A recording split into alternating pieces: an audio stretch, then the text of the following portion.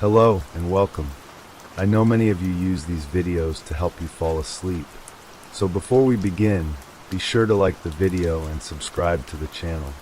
Also comment where you're from and at what time you're watching. Take a moment to get comfortable, relax, and let yourself unwind. The family had been looking for a fresh start, a quiet place away from the noise and rush of city life. After months of searching, they finally found it. An old house nestled at the edge of a sleepy town, surrounded by overgrown trees and thick fog. It was just the kind of place they'd dreamed of, quiet, secluded, and full of history. The house had been empty for years, but it still had an odd charm that drew them in, as if it was waiting for them. Lena, the mother, had always been the optimistic one. She smiled at the worn wooden floors and the creaky stairs, imagining how she could restore the house to its former glory. Her husband, Mark, was more practical, but even he couldn't deny the allure of the place. Their two children, Emily and Jake, were just happy to have their own space again, free from the cramped apartment they'd lived in before. The first night in the house was peaceful, with nothing more than the sound of the wind whispering through the trees and the occasional creak of the old house settling. But something was off. Lena felt it in the air, a strange weight that she couldn't explain. She brushed it off, thinking it was just the unfamiliarity of the new surroundings. Over the next few days, they began unpacking, cleaning, and getting used to their new home. But it didn't take long for things to start feeling strange. It began with the sounds. At first, it was nothing more than the occasional creak of the floorboards or the groan of the walls, but it soon became more noticeable. There were moments when it felt like the house was reacting to them, responding to their movements, their words. One evening, Mark and Lena had a heated argument in the kitchen. Emily and Jake had gone to bed early, and the two of them were alone in the dimly lit room. It wasn't anything unusual, just a disagreement over something trivial. But as they raised their voices, something strange happened. The walls seemed to shake, the floor beneath them vibrating as if the house itself was angry. A loud roar echoed through the house, coming from deep within the walls. It sounded like a growl, low and guttural, as if the house was alive and furious with them. "What the hell was that?" Mark gasped, stepping back. Lena froze, her eyes wide. I don't know. It felt like the house was reacting to us." They both stared at each other, unsure of what had just happened. But after a moment, the roar faded, and everything went silent again. "It's just an old house," Mark muttered, trying to reassure her. "Maybe there's something wrong with the pipes or the foundation." But Lena couldn't shake the feeling that something was wrong. It wasn't just the sound. It was the way the house felt, the way the air seemed to thicken when they were upset or angry. The next day, while unpacking in the living room, Emily started to cry. She had lost her favorite stuffed bear in the move, and no matter how hard they looked, they couldn't find it. She cried for hours, her sobs echoing through the house. And then something strange happened again. The walls seemed to tremble, and a soft, sorrowful sound filled the air. It was almost like a quiet sob, as if the house itself was mourning with her. Lena rushed to Emily's side, trying to comfort her, but the crying grew louder. It felt like the house was weeping, as if it too shared in their grief. I don't like this," Emily whispered, looking up at her mother with wide, terrified eyes. "It feels like the house is sad." Lena hugged her tightly, but even she couldn't deny the unease that settled in her chest. The house had never felt this way before, this aware, as if it could sense their emotions and was reacting to them. Over the next few weeks, the house's reactions grew more intense. The louder the arguments, the more violent the roars became. The deeper the sorrow, the more the house wept. It wasn't just confined to sounds anymore. The walls themselves seemed to move, shifting and groaning with every change in the family's mood. At times, they would hear whispers in the dark, soft and unintelligible, as if the house was speaking to them. And there were moments, rare but terrifying, when it felt like the walls were closing in on them, the air growing thick and oppressive, making it hard to breathe. One evening, Mark and Lena had another argument. This time, it wasn't about something trivial, it was about something real.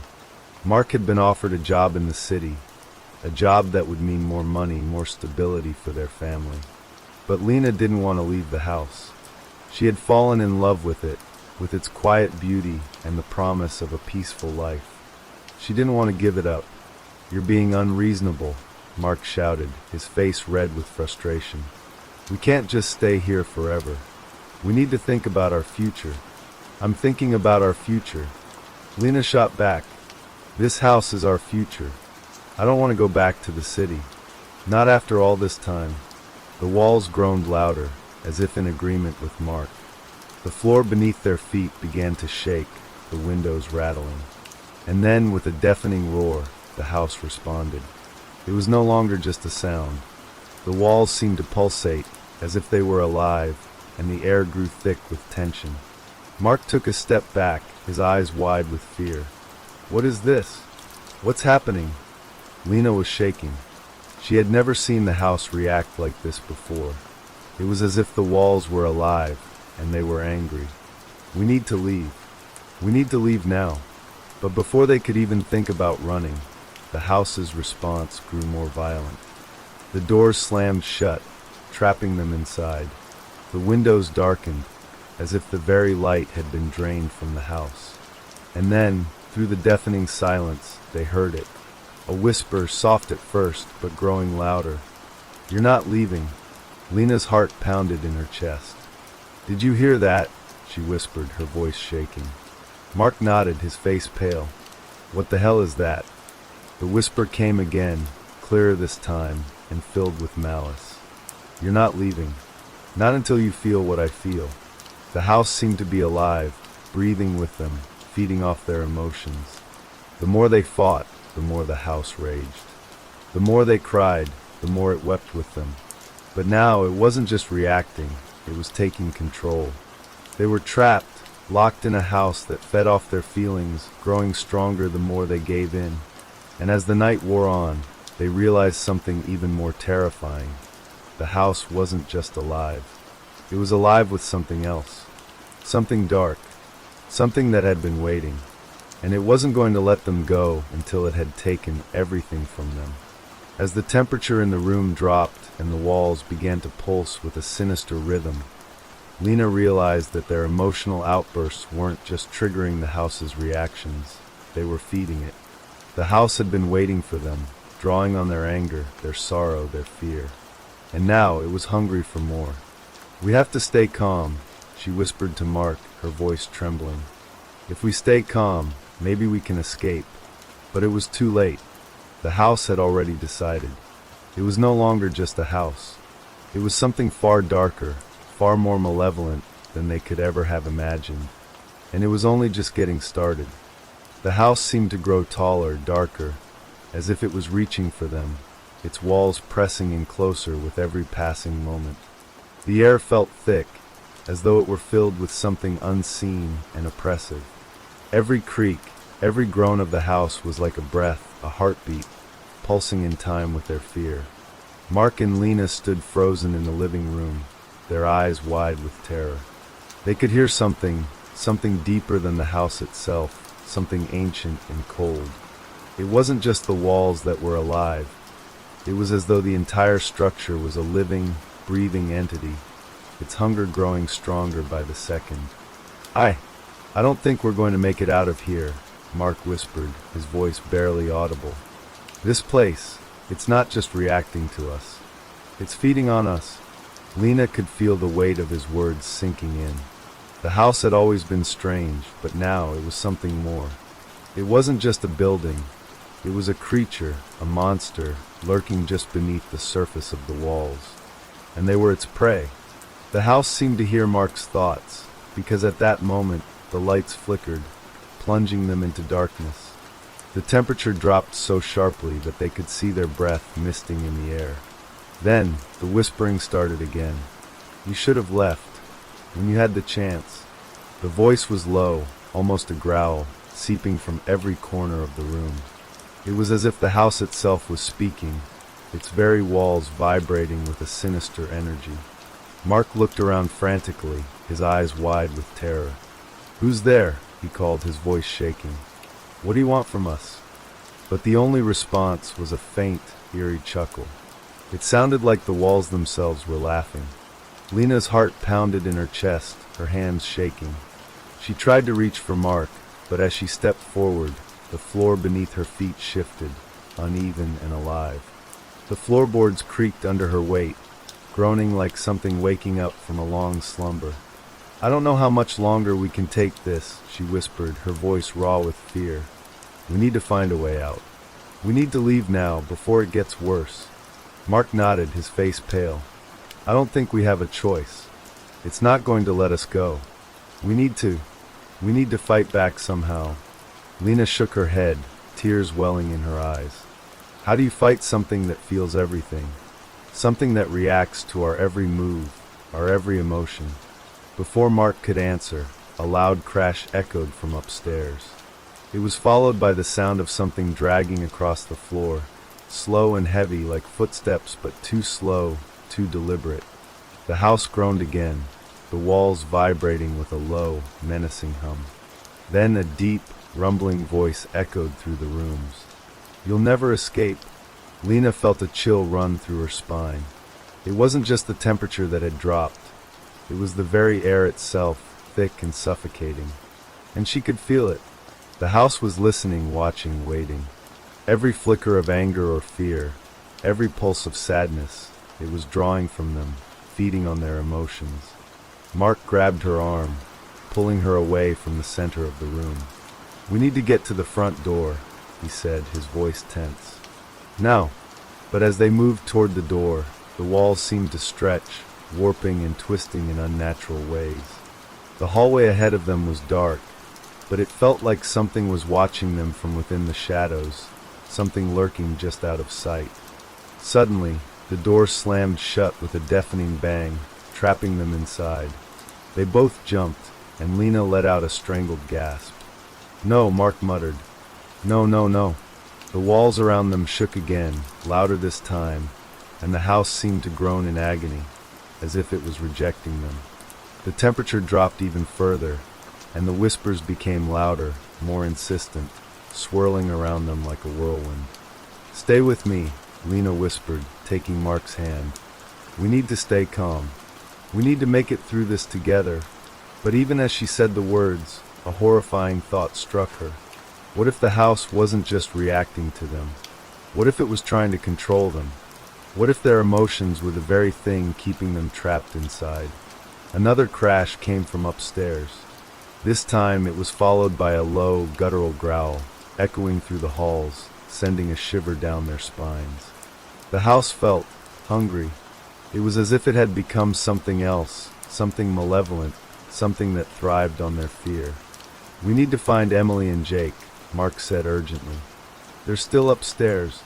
Lena nodded, but as she turned toward the staircase, she hesitated. The stairs seemed to stretch endlessly before them, the shadows at the top darker than they should have been. There was something waiting up there, something watching them. "Are you sure we should go up there?" she asked, her voice trembling. Mark's jaw clenched. "We have no choice. We have to get them out of here." Together, they began to move up the stairs, each step creaking under their weight. The air grew colder the higher they went, and the walls seemed to close in on them, whispering all around. The shadows at the top of the stairs twisted and shifted, as though the house itself was alive, feeding off their every step. When they reached the landing, they stopped. The hallway stretched out before them, long and dark, the air thick with an oppressive weight. From somewhere deep within the house, they could hear faint sobbing, the unmistakable sound of a child in distress. "It's Emily," Lena said, her voice filled with desperation. "She's scared." They rushed down the hallway toward the sound. The walls groaned, almost as if they were urging them to turn back, but they pressed on, their footsteps echoing in the silence. As they reached Emily's room, they stopped short. The door was wide open, but there was no sign of her inside. The room was empty, save for the small, familiar objects that littered the floor. her stuffed animals, her books, her favorite blanket. And then the whispering returned, louder this time, coming from the walls. You shouldn't have stayed. Now you're mine. The floor beneath their feet shook violently, and the walls seemed to shudder in response. The door slammed shut behind them, trapping them in the room. The house had them. The room felt suffocating, as though the walls were pressing in on them from all sides. The temperature dropped even further, and Lena could see her breath fogging in the air. The whispers were now joined by a low, rhythmic thumping, coming from somewhere deep within the house, as if the very heart of the place was pounding in time with their fear. "Where's Emily?" Lena gasped, her voice a strangled whisper. "Where is she?" Mark's eyes darted around the room, his chest tight with panic. "I don't know," he muttered, "but I have a bad feeling about this. It's like the house is playing with us." Lena's hands trembled as she reached for the door, but it wouldn't budge. She yanked at the handle again and again, her heart racing in her chest, but the door remained firmly shut. The thumping grew louder, closer. The floorboards beneath their feet seemed to creak in time with the pulse, as if the house itself was alive, its very bones groaning in hunger. Mark stepped back, his eyes widening in realization. It's like it's reacting to us," he muttered. "To our emotions. The more afraid we are, the stronger it gets." Lena's mind raced, trying to make sense of everything that had happened in the past few days. The house had always been strange, yes, but it had never felt like this. It had never felt so alive. She turned to Mark, her eyes wide with fear. "Then we have to stop feeling scared," she whispered, her voice shaking. "If we stay calm, maybe we can stop it." Mark looked at her, his face pale with fear. "Calm?" He gave a bitter laugh, the sound more nervous than amused. "How can we stay calm with this thing trying to tear us apart?" Lena's mind was spinning. She had to think, had to find a way out. But as she turned to look around the room, her eyes fell on something that made her blood run cold. There in the corner, beneath the window, was a small, old-fashioned rocking chair. It hadn't been there when they first entered the room, but now it was rocking slowly back and forth, as if being moved by unseen hands. And in the chair, Emily. Lena's heart stopped in her chest. Emily was sitting there, her face pale and her eyes wide with fear, staring straight ahead at nothing. Her hands were clutching her knees, her small body trembling, but she made no sound. It was as if she was frozen, caught in the grip of something far darker than fear. "Emily!" Lena cried, rushing toward her daughter. "What's happening? Are you okay?" But Emily didn't respond. She just sat there, staring blankly ahead, her eyes wide but unseeing. "Emily, please!" Lena begged, kneeling beside her. "Look at me, honey. Please talk to me." The house groaned around them, a low, guttural sound that seemed to come from deep within the walls. The rocking chair creaked louder, and the air grew thicker, heavier. It was as though the house was alive and feeding off their desperation. Suddenly, the whispers started again, but this time, they weren't just in the walls. They were in their ears, in their minds, curling like smoke inside their heads. "You shouldn't have stayed," the voice murmured, cold and distant. "Now you belong to me. All of you." The air seemed to pulse with each word, and Lena's stomach turned as she realized something terrifying. The voice wasn't just coming from the house, it was coming from the walls themselves, as if the house had a mind, a consciousness of its own. Lena reached out to Emily again, shaking her daughter's shoulders. "Emily, listen to me. Please come back to me." But as her fingers touched Emily's shoulders, the little girl's head jerked toward her, her eyes wide and filled with an unnatural, hollow emptiness. Her voice, when she spoke, wasn't her own. "They're coming," Emily whispered, her voice echoing like the house itself was speaking. "They're all coming to take us." Lena recoiled in horror, her breath catching in her throat. Mark stood frozen beside her, his face drained of color. What do you mean, sweetie?" Lena asked, her voice barely a whisper. "Who's coming?" Emily's lips curled into a chilling smile, a smile that wasn't hers. The ones who never left. The ones who made this house theirs. The ones who feel. The room seemed to close in on them, the air thickening with a suffocating dread. The rocking chair moved faster, as if something unseen was pushing it. The thumping sound grew louder, closer, like the footsteps of something massive, something that was coming for them. Suddenly, the room was filled with the sound of laughter, low, mocking, and endless. It echoed from every corner, reverberating through the walls, filling the air with a sense of doom. Lena's heart raced, her pulse pounding in her ears. She could feel the pressure of the house building, as if the walls were closing in on them. "Lena!" Mark shouted, his voice frantic. "We need to get out of here. Now!" But before they could make a move, the walls seemed to shift, bending and warping before their eyes. The hallway outside the room twisted into a spiraling vortex, a dark, endless tunnel that seemed to stretch forever. The door that had been behind them a moment ago was now gone, replaced by a black void that threatened to swallow them whole. Lena's breath hitched. "Mark, it's changing. It's not just the house," Mark said, his voice filled with horror. "It's us. The house is feeding on our emotions. And now, it's turning us into part of it. We're becoming part of the house." Lena's stomach churned at the thought. The house was alive, yes, but it wasn't just alive in a physical sense. It was alive with their feelings, their fears, their joys, their sorrows. Every argument, every tear, every scream had fed it, had made it stronger, and now it was taking them, consuming them piece by piece. "No," Lena whispered, her voice shaking. "We can't let it. We have to fight. We can't give in." But as she spoke, the shadows around them began to move, swirling with an almost predatory energy. The walls seemed to pulse with a dark, malevolent force, like the house was breathing, drawing them in, trapping them in its embrace. "Let us out!" Mark screamed, pounding on the walls. "Let us go!" But the house only responded with a deep, resonating growl, the very walls vibrating with anger. "You cannot leave," the voice whispered again, its tone dripping with malice. "You belong to me now."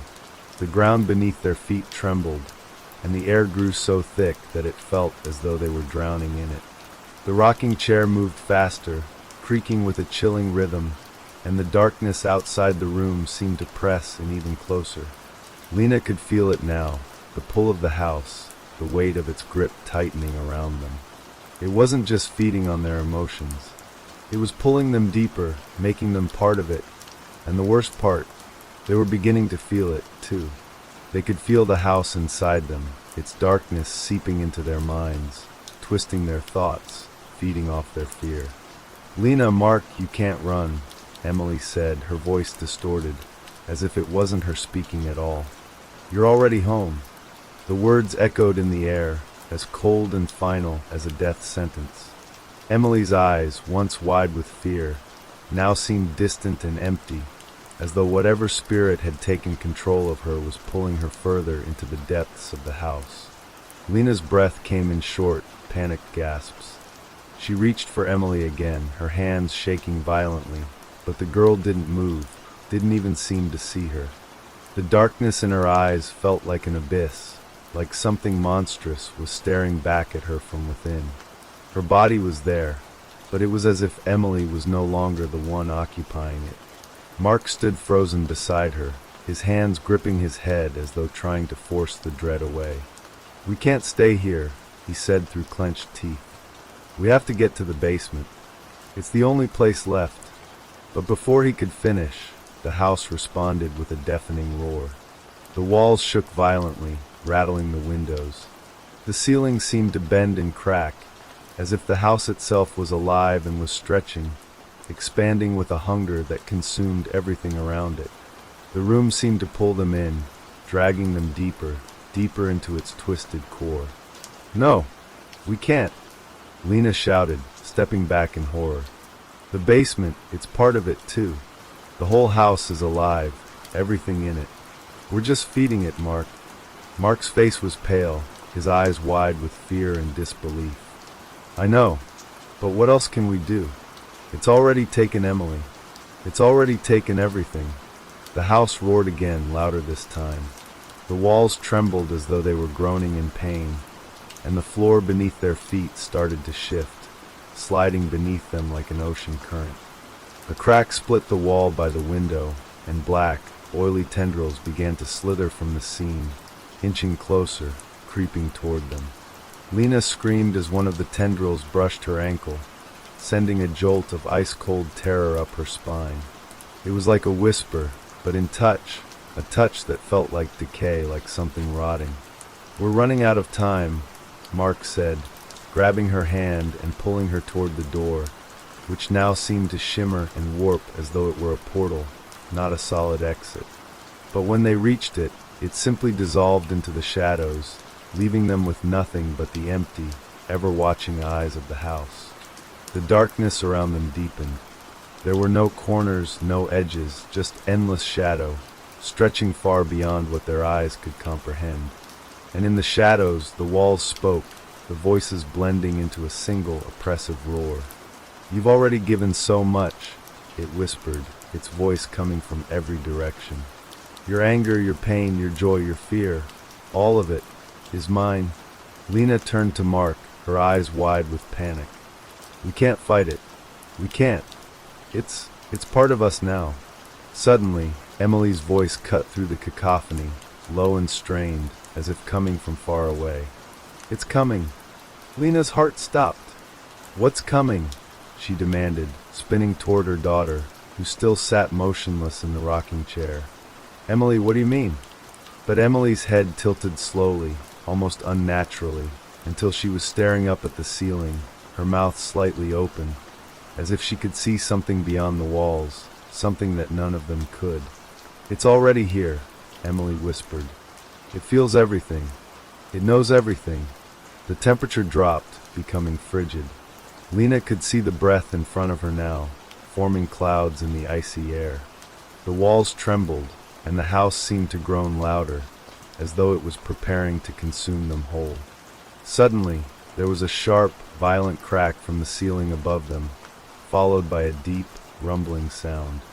A dark shape began to emerge from the floor, slowly rising like a shadow from the depths of the earth. It was massive, its form unfathomable, as though it were made of the very darkness that filled the house.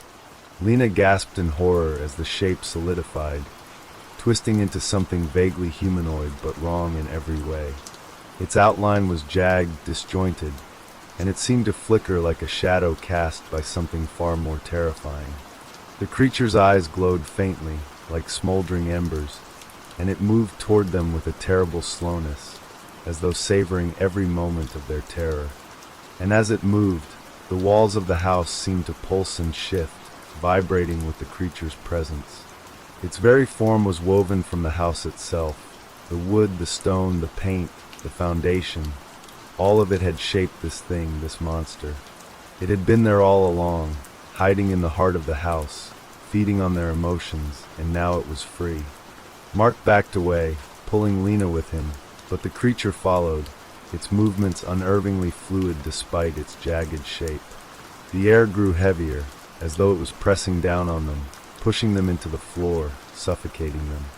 "It's too late," Mark whispered, his voice filled with defeat. "We're trapped. We're part of it now." "No!" Lena shouted, her voice raw with desperation. "We can't give up. We can't let it take us." But even as she spoke, the walls seemed to close in tighter. The house was alive, and it was growing more powerful with each passing second, as if it was absorbing them into its very being. The tendrils from the walls reached out again, this time with more force, and one wrapped around Lena's ankle, pulling her toward the center of the room. The creature loomed over them now, its face an expressionless void, its glowing eyes the only thing that gave it any semblance of life. It reached down with a long, skeletal hand, its fingers sharp as blades, and touched Lena's face. The touch was cold, colder than the ice that had filled the air, and as it made contact, a flood of images filled her mind. She saw the house, but not as it was now. She saw it in its prime, alive, beautiful, full of warmth. But something had changed. A tragedy, a sorrow. A family had once lived here, a family who had loved this house too much. Their emotions, every joy, every sadness, every scream, had soaked into its very walls. They had become part of it, like her family had now become part of it. And then a new thought bloomed in her mind. This house wasn't haunted by ghosts, it was the ghost. Before she could process this horrifying revelation, the creature's hand tightened around her, and she felt herself being pulled closer, dragged into the depths of the walls themselves. Lena struggled, gasping for air, but the grip of the house was too strong. Mark reached for her, but the tendrils shot out, wrapping around him as well. Together, they were dragged toward the dark shape, the creature's glowing eyes widening as it prepared to consume them, to add their emotions to its collection. Emily's voice echoed through the room again, and this time, it sounded like a distant, mournful cry. It feels everything, and then everything went dark. The darkness swallowed them whole. It wasn't the kind of darkness that came with the night. This was different, alive, pressing in on them from every side, wrapping around them like a shroud. Lena couldn't see anything, couldn't feel anything except the cold, the deep, suffocating cold that seemed to seep into her bones. Her breath came in shallow, panicked gasps, but no sound escaped her lips. It felt as though the air itself had become thick, almost liquid, holding her in place, unable to move or scream. Mark was beside her, she could sense him, but the distance between them felt infinite, as though they were worlds apart. The walls, the floors, the very house around them seemed to have vanished. It was as if they had been cast into an endless void, a blackness without shape or form. Yet, even in this nothingness, Lena felt the house, felt its presence, looming over them like a dark cloud. And then there was a sound, soft at first, like a whisper carried on the wind. It was distant, but it felt close at the same time, pressing against her mind. It wasn't a voice, it was many voices, a chorus of whispers all overlapping, blending into one another. "You're part of me now." The words echoed, chilling her to the core, each syllable resonating through her soul. She felt it. This wasn't just the house speaking. It was the house itself, a consciousness woven from the emotions of those who had lived within its walls. 1,000 memories, 1,000 lives, all connected to this place. Suddenly, she felt a weight settle on her chest, like something was pressing down on her, making it hard to breathe. Her heart pounded in her chest, frantic and desperate.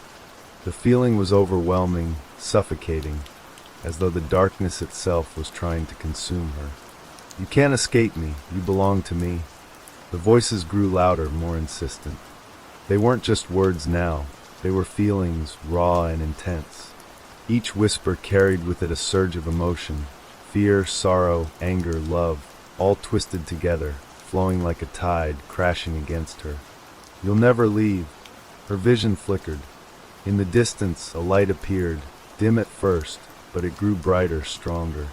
It was coming from somewhere ahead, like a small glimmer of hope.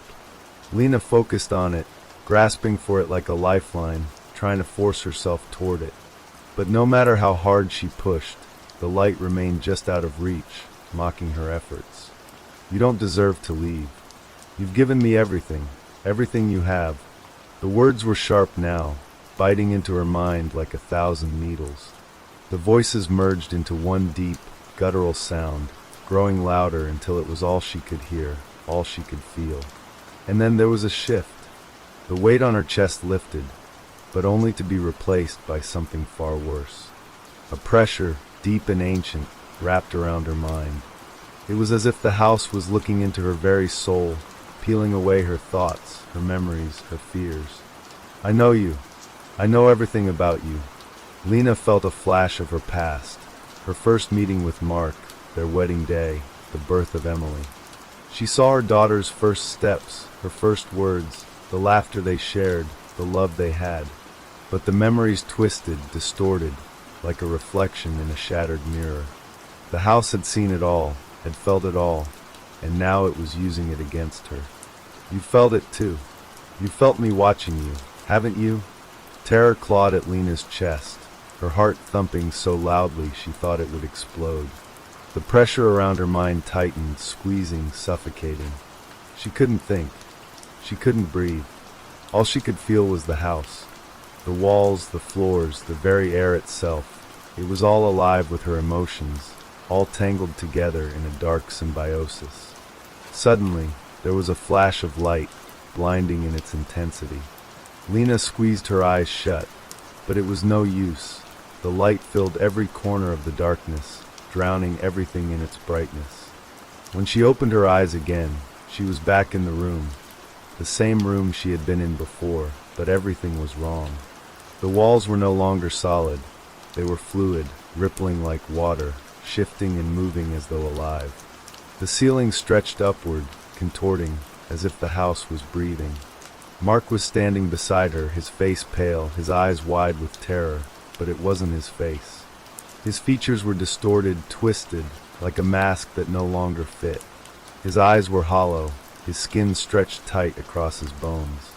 Lena, his voice was a low rasp filled with dread. We're not ourselves anymore. Lena's stomach churned. She looked down at her own hands. They were shaking, but they didn't feel like her hands. They felt wrong, as though they didn't belong to her. "What's happening?" she whispered, her voice trembling. "Why can't we feel anything anymore?" The house groaned, the walls shifting in time with the sound. It was like a heartbeat, slow and steady, thumping through the very foundation. "Because you gave me everything," the voice whispered again, cold and indifferent. "You gave me your love, your anger, your fear, your sorrow. And now, you belong to me." The light flickered, and the shadows grew longer, darker. The house seemed to expand, pulling them further into its depths, twisting their reality until nothing made sense anymore. Lena grabbed Mark's arm, her grip tight. "We can't stay here. We have to." But the floor beneath them shifted, and they both stumbled, falling to their knees. The air around them thickened, became suffocating once more. The walls stretched, their jagged edges tearing at the fabric of the space around them. It felt like the house was collapsing, folding in on itself, consuming everything in its wake. "No," Lena gasped, her chest tightening. "Please, not like this. Not like—" Suddenly there was a sound, a loud, sharp crack, as if the entire house had split in two. The walls seemed to implode, folding inward as the darkness surged forward, swallowing everything in its path. And then there was nothing.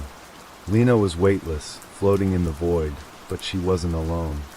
She could feel Mark beside her, could feel the cold presence of the house pressing in around them. She could feel its hunger, its thirst for emotion, for life. It was everywhere, a part of them now, feeding on everything they had given it. And then the whispers returned. The voices were soft at first, but they grew louder, echoing through the void. "You're mine now." Lena closed her eyes, her heart heavy with the realization that they were never going to leave. The house had taken them, had consumed them whole, and now they were part of it, just as Emily had warned. The darkness closed in around them, and all that was left was the feeling of the house, alive, breathing, and waiting for its next victim. The end.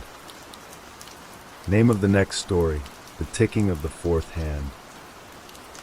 The old clock sat on the mantel, almost forgotten amidst the clutter of his new life. Jeremy had never been one for heirlooms or relics of the past. His aunt, who had passed away just a few weeks ago, had been the last to leave him anything of importance. She wasn't particularly close, but when the lawyer handed him the key to her small apartment, he had no choice but to go through the motions. The apartment was old, filled with the faint smell of dust and stale air. The walls were lined with bookshelves that creaked when he touched them, and the floors groaned underfoot. The clock, though, was different. It stood out, a large antique timepiece with a rich wooden frame, its face an intricate design of brass and glass. It was the only thing that looked out of place in the otherwise modest space. The moment he laid eyes on it, something about it made his skin crawl. But there it was, ticking quietly, almost as if it were waiting for him. Jeremy didn't think much of it at first. He didn't know anything about clocks, let alone why his aunt would have left him something like that. It was just another piece of the inheritance, something to get rid of after he had taken what he wanted from the apartment. Still, there was something oddly compelling about it. The clock had 4 hands. The first 3 moved as expected, counting the hours, minutes, and seconds. But the 4th hand, the one that sat just below the 2nd hand, moved independently. It didn't follow the flow of time. Instead, it ticked irregularly, jerking forward a fraction of an inch before pausing again. What the hell is this thing? Jeremy muttered to himself, leaning closer to inspect it. The 4th hand seemed to be moving towards something, towards some point in time that he couldn't quite grasp. The idea unsettled him, but he shook it off. It was just a clock, nothing more. Later that evening, Jeremy made himself dinner. He sat at the small table by the window, the old clock still ticking steadily in the background. It was a normal evening, or at least it seemed so. But the longer he sat there, the more the sound of the ticking seemed to intrude on his thoughts. It became almost too loud, a constant thrum in his mind. Tick, tick, tick. The 4th hand was moving faster now, jerking forward in sharp movements, as if it were counting down. Jeremy glanced at it again, a knot of unease forming in his stomach. He felt a chill creeping up his spine. The ticking of the clock wasn't normal, not at all. "Okay, enough," he muttered, pushing his chair back and standing up. "This is just a stupid clock. It's not real. It's not. It's not." His voice faltered as the ticking grew louder, echoing in the room. Tick, tick, tick. He rushed over to the clock, intending to shut it off, but his hand froze just inches from the glass. For a moment, the world seemed to pause with him. The 4th hand was nearly at the end of its cycle, but there was no reason for it to be there. No reason for the hand to move like it was counting down to something. But as he stared at the clock, the world around him seemed to shift. The air grew colder, the edges of the room blurring, as if he were looking at the scene through a fogged window. "What's happening?" he whispered to himself, stepping back in confusion. His body felt heavy, almost as though the very atmosphere was pulling him downward. The floor beneath his feet seemed to tilt slightly, but when he looked down, it was perfectly still. His heart started racing. He knew something was wrong. The clock had changed something. He wasn't sure what, but the feeling in the pit of his stomach told him that it was only the beginning. He turned away from the clock, trying to shake off the unease. "It's just your mind playing tricks on you," he whispered, almost pleading with himself. But even as he said it, he knew it wasn't true. The clock had done something to him, and whatever it wasn't going away. That night, Jeremy lay awake in bed, staring at the ceiling. The ticking of the clock filled the silence of the apartment, louder now, more insistent. He couldn't ignore it anymore. The 4th hand moved forward, ticking down, ever closer to something unknown. Tick, tick, tick. It felt as though the hand was pulling him into its rhythm, dragging him toward whatever event it was counting down to. His mind raced, thoughts tumbling over one another in a desperate attempt to make sense of it. He had to do something. He couldn't just wait and see what happened. Jeremy leapt out of bed and rushed to the clock, but as his hand touched the glass, the room seemed to warp around him. The walls stretched, expanding and contracting like the breath of a giant. His stomach turned as he felt the floor shift beneath his feet, the room itself bending like it was caught in some sort of gravitational pull. His knees buckled, and he fell to the floor, clutching his head as the pressure in his skull intensified. "What's happening to me?" he gasped, his voice echoing strangely in the altered space. The clock was ticking louder now, its sound reverberating through his body, shaking him to his core. The 4th hand was almost at 0 now, and then everything stopped. The ticking ceased, and for a brief, terrifying moment there was nothing. Silence, complete and utter. The walls were still, the air thick with an unsettling heaviness. He dared to look up.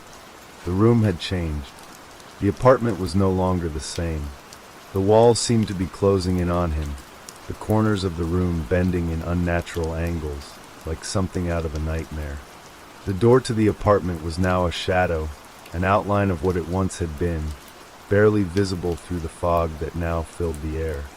The space around him was distorted, the colors of the furniture and the walls bleeding into one another, like paint running down a canvas. "No, this can't be real," Jeremy muttered, his voice trembling. He pushed himself up off the floor, staggering backward. His mind was reeling. He wasn't just imagining this. The world was shifting around him, warping into something he couldn't recognize. He couldn't breathe properly.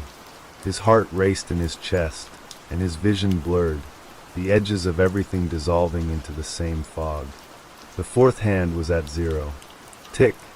The sound came from behind him, as though the clock had not only stopped, but had somehow changed the world around him. The room was different, more ominous now, as if it were alive. The walls creaked, the floor groaned, and he felt as though something was moving in the shadows, something lurking just out of sight. He didn't dare turn around. The air felt electric, charged with something unnatural. His pulse thudded in his ears, louder than the ticking of the clock. The clock wasn't just a clock anymore. Tick! Jeremy's hands were shaking as he reached out, desperate to stop it. The fourth hand was still moving, but it was no longer in the realm of time. It was moving toward something else, something beyond his understanding. The feeling of inevitability washed over him, a sense that something terrible was about to happen. Tick!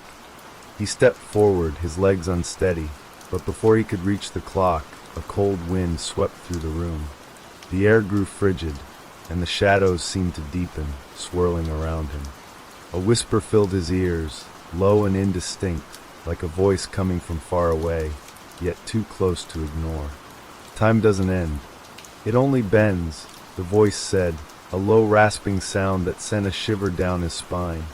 "It bends for those who look too closely, for those who listen." And just like that, everything fell silent again. The shadows froze. The air stilled. It was as if time itself had paused, holding its breath, waiting for the next movement. The silence felt suffocating. It wasn't the kind of silence one would expect after an eventful moment. No, this was different. It was as though the universe itself had stopped turning, holding Jeremy in a moment between moments, like an endless pause. He could still hear his heart pounding in his chest, each beat echoing louder than the last, but the world around him had become impossibly still. He couldn't move. The clock was now completely still, its hands frozen in place. But the fourth hand, it wasn't just stopped. It had shifted. It had moved in the direction of the wall, the one opposite the door, and Jeremy felt an overwhelming pull toward it. It wasn't like gravity, but like some invisible force that commanded his attention, tugging him closer and closer. He tried to ignore it, tried to look away, but his eyes were drawn to the wall with an almost magnetic intensity. He stumbled forward, his legs shaky beneath him. His mind was racing, but there was no escaping the feeling, the nagging sensation that something far beyond his understanding was unfolding, and he was at the center of it. The walls of the room twisted again, but this time it was different. The shapes and angles weren't just contorting. They were stretching, extending outward, pulling apart at the seams. The wood paneling buckled, and the ceiling began to shift, warping like rubber under pressure.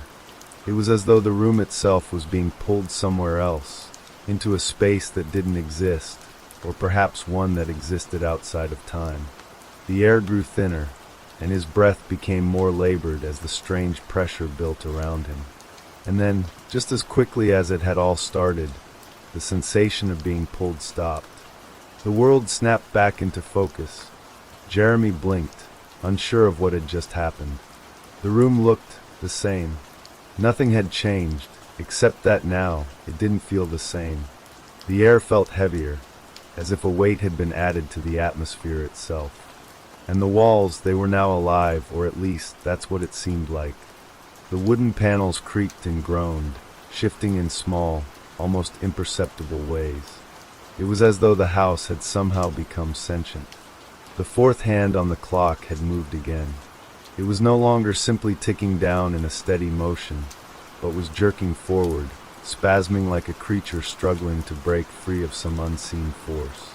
It was moving with intent now, toward something. The world bent again, the room growing darker, as the hand ticked ever closer to whatever event was drawing near. Tick! Jeremy's chest tightened. His pulse quickened. The moment the sound hit his ears, it felt like a door had opened within his mind, unleashing a flood of impossible images. He saw flashes, blurred, chaotic visions of streets, faces, and places he didn't recognize. They came too fast for him to understand, but they felt strangely familiar. Tick! The sound reverberated in his bones, filling every fiber of his being. The world around him began to flicker like a broken television screen. One moment, everything was normal. The next, the walls began to ripple like water disturbed by a stone. The fourth hand on the clock had reached the very edge of the face. It had ticked down to the final moment, the countdown to whatever was about to happen. The room felt like it was on the edge of some unspeakable precipice, as though every second stretched on infinitely, holding its breath. Tick! It was as if the house itself had become aware of the clock of the fourth hand. The floor beneath him rumbled slightly, the air growing warmer, almost unbearably so. He could feel the presence of something, an energy that thrummed through the very fabric of the room, a force that he couldn't see but could feel in the deepest parts of his mind. Then, as though on cue, a gust of wind whipped through the apartment, despite there being no open windows. Jeremy stumbled, his hair whipping around his face. The air was thick now, charged, almost with static electricity. It wasn't just uncomfortable. It was wrong. The walls seemed to ripple faster, and the ceiling buckled again, the room distorting into something unrecognizable. It was as if everything around him was beginning to fold in on itself, like paper folding into impossible shapes. The boundaries of reality felt fragile, thin, as though he could push through the walls, step beyond the room itself, and into a place that wasn't meant to be. And then, just before the final tick, the clock did something unexpected. The fourth hand began to spin. It was no longer moving in the pattern of time. It was moving freely, twisting around the face of the clock like a serpent, a chaotic blur of motion that made his eyes ache just trying to follow it. It was moving faster now, faster than the others, but with no discernible pattern. It didn't tick, it spun, and with every spin, the world around him seemed to spin with it. Jeremy's stomach churned, his vision blurred. His mind screamed at him to run, but his legs wouldn't respond. He wanted to scream, but the air was too thick, too dense. No sound would escape him. The fourth hand was no longer just a simple timepiece. It had become something else, something beyond the realm of understanding. A final tick rang out. The sound was deafening, not just a noise, but a feeling, a sensation deep within his chest, vibrating against his very soul. The world tilted again, violently this time, and Jeremy lost his balance. He fell to the floor, the room spinning around him. Then, utter darkness. There was no sound, no vision, only silence, absolute and complete. It felt as though he had been torn from the world, cast into an emptiness that didn't belong to any dimension he knew. The space around him had been erased. Time itself had paused.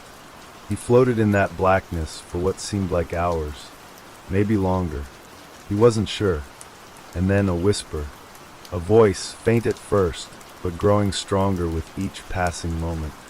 Time bends for those who wait. The words sent a shock of cold through him.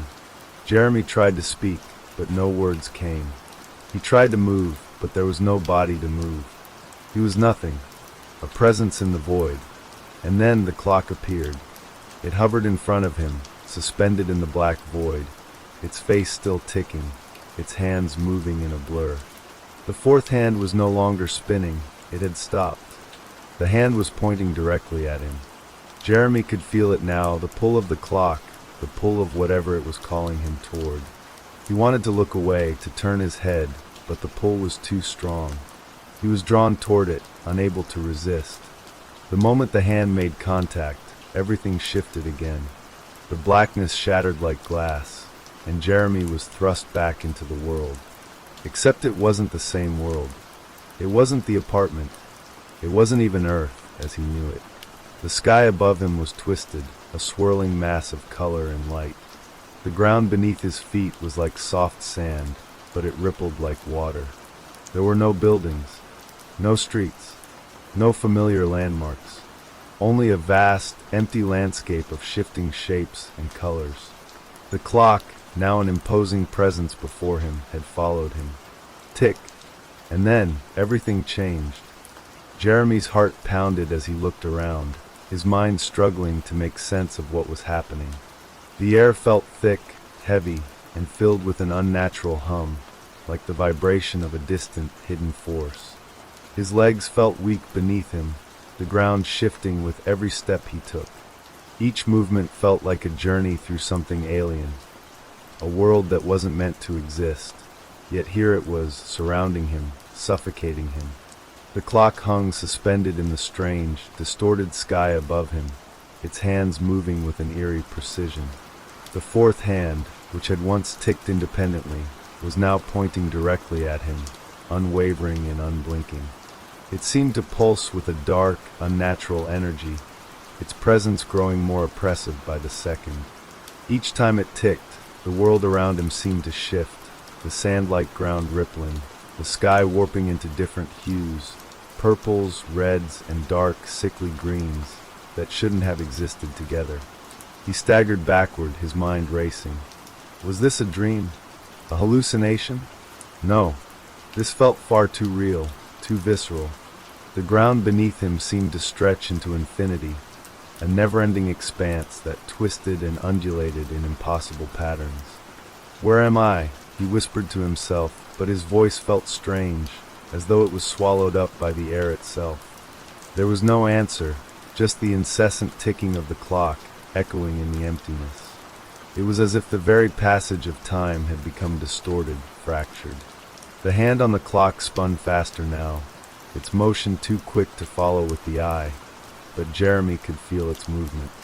He could feel it pulling him, dragging him toward something. Tick! With each passing moment, the pull grew stronger, more urgent. Jeremy fought against it, but his body seemed to be moving of its own accord, his feet taking him forward despite his mind screaming for him to turn and run.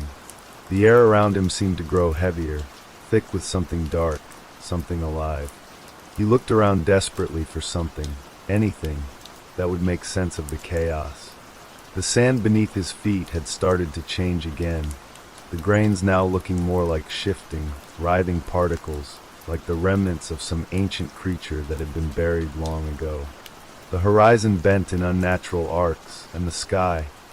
Oh, the sky! It was alive, swirling and churning like a mass of molten oil, splintering in ways that made his stomach churn. And then, from the corner of his eye, something moved. It was a shadow, at first, just a flicker of motion, but it was enough to make him stop in his tracks.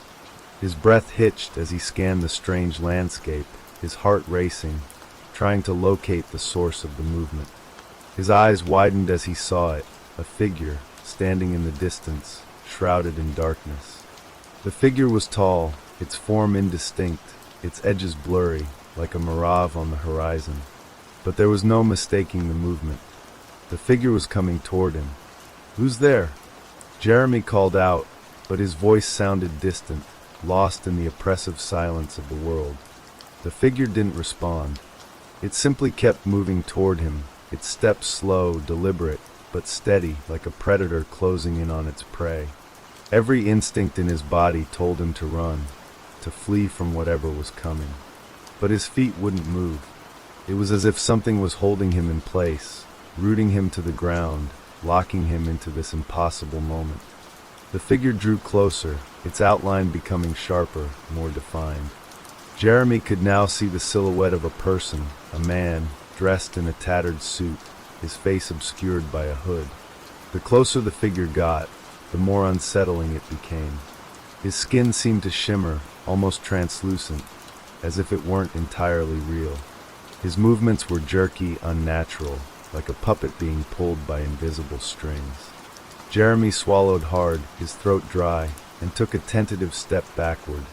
But the figure was already too close. He froze as the man stopped just a few feet away from him, his face still hidden beneath the hood. I don't understand," Jeremy said, his voice trembling as he looked up at the man. "What is this place? Why am I here?" The figure didn't speak.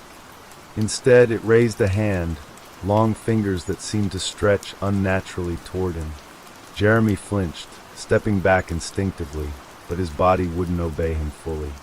His legs felt like they were made of stone, unresponsive, stiff.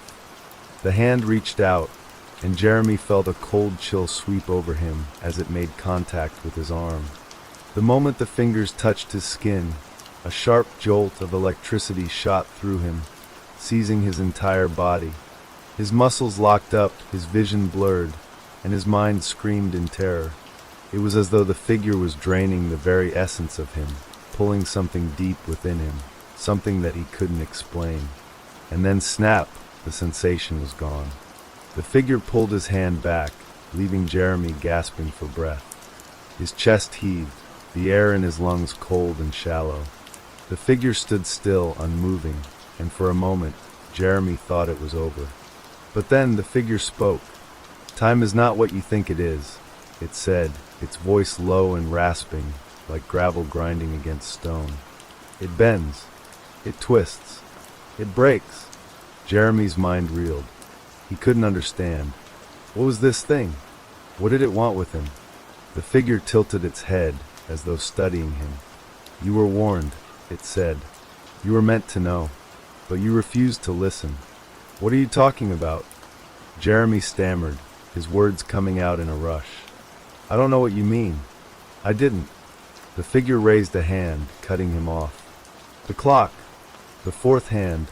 It paused, its eyes, if it had eyes, seeming to pierce into Jeremy's very soul. "It chose you. You were never meant to escape it." "Escape?" Jeremy repeated, a bitter laugh escaping his lips. "Escape what? Where am I? What is this place?" The figure leaned in closer, its breath cold against Jeremy's skin, its presence overwhelming. "This is the moment where time collapses," the figure whispered, "where it folds into itself and the world, your world, ends." Jeremy's blood ran cold. "Ends? What do you mean ends?" The figure's face shifted. It was no longer a man, but something else, something that wasn't human at all. Its features warped and blurred, as though reality itself could not contain its true form. "The clock does not just measure time," it hissed. "It controls it. You will see, Jeremy. You will feel it. It has already begun." Jeremy turned, desperate to run, but the world around him was no longer the one he knew. The ground was gone, replaced by a void, a dark, endless expanse that stretched before him like an open mouth, waiting to devour him. And in the distance, the clock began to tick again. Tick. The tick reverberated through the air, loud and foreboding, echoing in the vast emptiness. Jeremy's body trembled, the sound of it vibrating through his very bones. Each tick a cruel reminder that time was no longer on his side. His mind screamed, pushing him to run, to escape this nightmare, but his legs refused to cooperate. He could barely move, his body frozen in a state of paralysis as the figure loomed ever closer, its form shifting, twisting like smoke in the wind. The dark sky above seemed to pulse with the same rhythm as the clock, an ominous, rhythmic thrum that was somehow alive. The air felt heavier with each passing moment, thickening as if it were trying to suffocate him, to choke the very life out of him. The figure's voice rang in his ears, each word soaked in malice. "You don't understand, do you?" The figure whispered, its voice now warped, as though multiple voices were speaking at once, layered over one another, making it impossible to pinpoint where one began and the next ended. "You think time is a line, something you can move through step by step. But time is a web, Jeremy. A trap. And you're caught in it. Jeremy swallowed hard, his throat dry. His chest tightened, and he struggled to breathe as the pressure in the air increased. His eyes darted around in panic, searching for an escape, but there was no escape. There was only the void and the ticking of the clock, louder now, as if mocking him. Tick. Each tick made the world around him shift, like a living organism that was stretching and distorting itself, tearing at the seams. The ground beneath him trembled, and he could feel the fabric of reality itself rippling with every movement of the fourth hand on the clock. The more it spun, the more everything around him seemed to disintegrate. His vision blurred again, the edges of the void beginning to twist and bend in unnatural ways, like trying to focus on something too far out of reach. The figure's hand stretched toward him again, its long, gnarled fingers reaching for him with an unnatural grace, like claws searching for a victim. It's already too late, it rasped, its voice now a whisper that seemed to come from all directions at once. You have crossed the threshold. You have entered the place where time is no longer linear. Time becomes. Jeremy gasped, his heart pounding in his chest as the fingers of the figure brushed against his arm. The coldness that shot through him was like ice, sharp, biting, and relentless. It spread quickly, an icy fire coursing through his veins. He felt his body go rigid, the chill crawling deeper into his bones. "No!" Jeremy shouted, his voice barely audible in the oppressive silence. He tried to wrench his arm away, but the figure's grip tightened, its touch sinking deeper into his skin, as if it were digging into his very soul. His eyes widened as the landscape around him began to unravel further, the colors warping into grotesque shades of red and black, the ground beneath him starting to crack like brittle glass. "You cannot escape," the figure crooned, its voice now dripping with amusement, as though it were savoring Jeremy's fear. The world around him began to distort, the sky spinning faster, the horizon bending impossibly. He could feel time slipping, warping, bending like a rubber band being stretched too far. The fourth hand of the clock spun wildly again, and for a brief moment, everything paused. Everything except for the sound of that cursed ticking. It seemed to fill the space entirely, vibrating in the pit of his stomach, rattling his thoughts. Then, with a sickening lurch, the world snapped back into motion. And it was worse. The ground shifted beneath him once more, but this time it was not the soft, shifting sand. No, it was jagged like broken glass, each step sending waves of pain through his feet. The sky above him had morphed into something even darker, the stars blotted out by an impenetrable blackness that swallowed the light whole. The air had thickened, and Jeremy felt the oppressive weight of it crushing down on him. "Where am I?" he whispered, his voice barely a breath. "Please, what is this?" The figure did not answer. Instead, it tilted its head again, the shadows of its face shifting, twisting, until it was no longer human. Its features were gone, replaced by a swirling mass of shadows, black and writhing, a void that consumed everything it touched. Suddenly there was a sound, a new sound, a low hum that began to vibrate the very air around him, rising in pitch with each passing second, an uncomfortable, almost painful noise that scraped against his mind.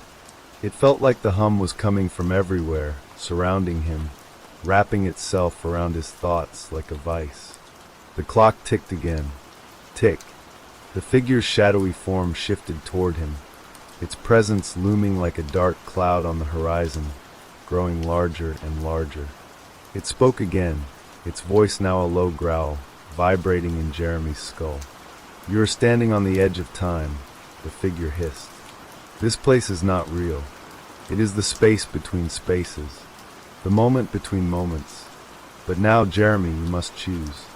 Will you accept your fate, or will you try to defy the very fabric of existence?" "What do you mean?" Jeremy gasped, the words tumbling out of his mouth. "What are you asking me to do?" The figure didn't answer. Instead, it extended its hand once more, palm open, fingers curling toward him in a slow, deliberate motion. The temperature around him dropped even further, the cold seeping into his bones, stealing the warmth from his body.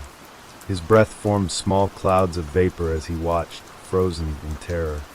"Touch it," the figure whispered. "Take the final step." Jeremy's heart was racing, his pulse thundering in his ears. He wanted to run. He wanted to scream, to fight back, but his body felt paralyzed, as if time itself had stolen his will to act. Every instinct in his body screamed at him to escape, but he couldn't move. He was caught, trapped in this web of time, in this prison that didn't exist, but somehow it did. The ticking of the clock grew louder, faster, until it felt like it was drilling into his mind, each tick a needle piercing his thoughts. The fourth hand spun faster and faster, moving out of control now, spiraling into a blur of motion. And then, in a sickening, jolting moment, the hand stopped. It was no longer ticking. It was pointing directly at Jeremy, the dark force it carried now focused entirely on him. The figure stood behind him, its shadow folding in on itself as it watched him with what could only be described as anticipation. Jeremy could feel the weight of its gaze, a pressure on his chest. The world was closing in on him, the very air thickening as the space around him began to fold, to bend and distort, as if reality itself was snapping into a new shape. And then everything paused. Time stopped. The silence was deafening, the clock now completely still, its hands frozen in place. The world around him stood motionless, as though the universe had held its breath. But Jeremy couldn't escape the feeling that something was watching him.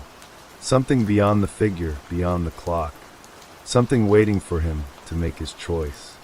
He closed his eyes, feeling the weight of the moment pressing against him. It was time. The silence stretched, thick and suffocating, like a tangible presence. The absence of sound felt unnatural, disorienting. Jeremy's mind raced, struggling to process what was happening. Time had stopped, but his heart still beat.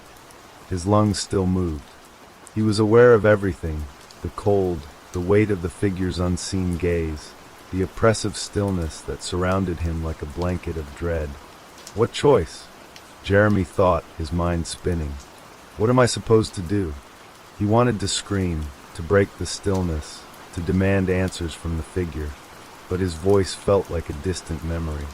Every part of him was frozen, locked in this moment. The figure, or what remained of it, was no longer just a silhouette.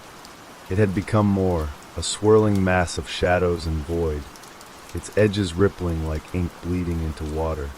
It towered over him now, its presence all-encompassing, its shape an endless whirl of darkness. There were no eyes, no mouth, just the sensation of being watched. Then, like a sudden shift in the air, the figure spoke, its voice now distorted, overlapping, as though it came from 1,000 different places at once. You were never meant to break time, Jeremy. Time breaks you. Jeremy felt a shiver crawl up his spine at the words, an icy dread taking root in the pit of his stomach. The figure's voice was a deep, guttural growl, like it came from somewhere far beyond the world he knew. Everything has a price, and you've already paid yours. The words felt like a blow to his chest. He wanted to ask what it meant, but the figure's voice continued, each word dragging him further into confusion and despair. Time is not a gift, it said. It is not a straight line. It is a spiral, a loop, and you are trapped in it. The ground beneath Jeremy's feet trembled, a slight quiver at first, then a violent jolt, as if the entire world had just been yanked out of place. He stumbled but didn't fall. The air around him warped, rippling like the surface of water disturbed by a stone. What do you want from me?" Jeremy croaked, his voice raw and ragged, breaking the silence. The figure's shadowy form swirled, its outline flickering in and out of existence. It didn't answer him immediately, but Jeremy could feel the pressure of its presence growing, pushing him, forcing him to look. And then, through the distortion, Jeremy saw something. Something that made his blood run cold. The clock, suspended above him, began to shimmer. The fourth hand, the one that had always been independent, began to move once more. But this time it wasn't ticking. It was pulling. The hand moved, but not in a normal circular motion. No, this time it was stretching, lengthening, distorting, as if it were trying to tear itself away from the clock. It stretched into the space around him, reaching toward the horizon, bending and warping as it passed through the air like a tendril of darkness. Jeremy's breath hitched as the tendril moved toward him. It seemed to be reaching for him. He could feel it, the way the air shifted with its approach, like 1,000 tiny hands brushing against his skin. The pressure in his chest increased, his pulse thumping in his ears. He wanted to turn away to run, but his body was still frozen. The figure's voice returned, now softer, more insistent. "You were chosen, Jeremy. You cannot escape this fate. No one can. Time has already moved you here, and now it will move you again, and again, until the clock runs out." He could hear the finality in its words, the certainty that there was no escaping what was coming. "Please," Jeremy whispered, his voice barely audible. "I don't understand. What do you mean?" But the figure didn't answer. Instead, the tendril of the fourth hand wrapped itself around him, its coldness seeping into his skin like poison, spreading through his veins. It was like being trapped in ice, the chill crawling through his body, freezing him from the inside out. Then, with a sudden snap, the world tilted. The ground beneath his feet cracked, splintered, and fell away, dragging him into the void. He screamed, his body flailing as the world spiraled around him. He reached out, grasping for anything, but there was nothing to hold on to.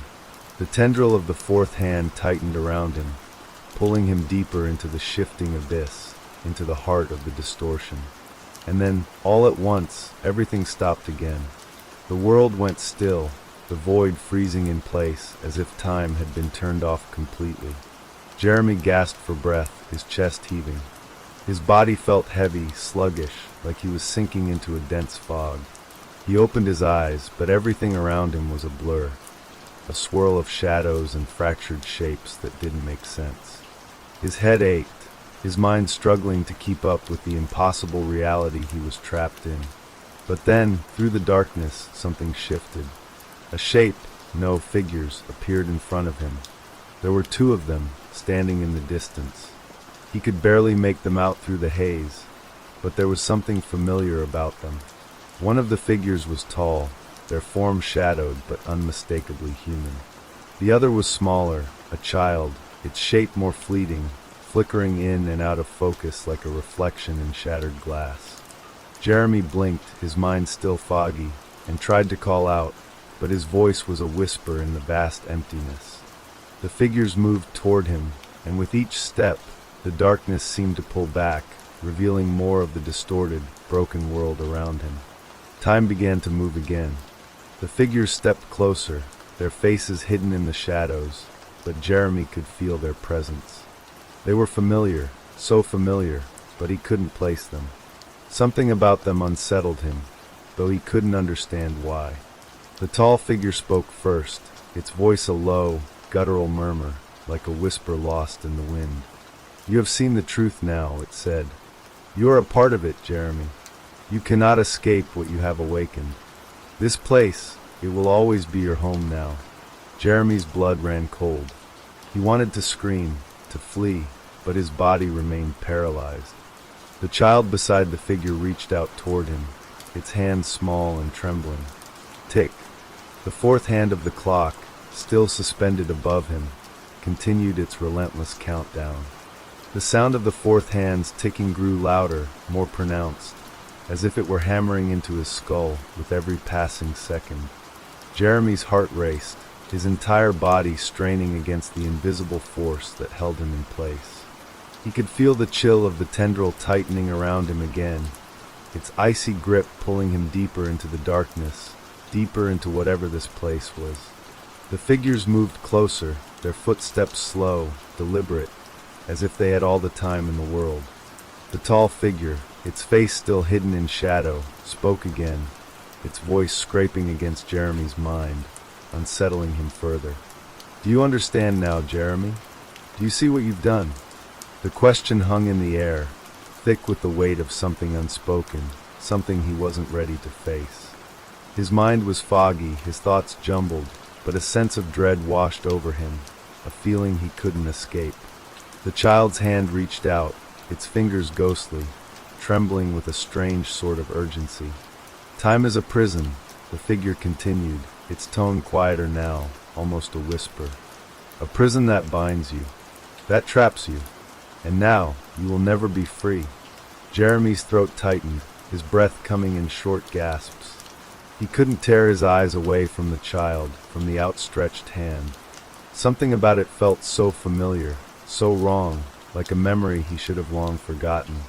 He tried to speak, but his voice was swallowed by the void, the words trapped in his chest.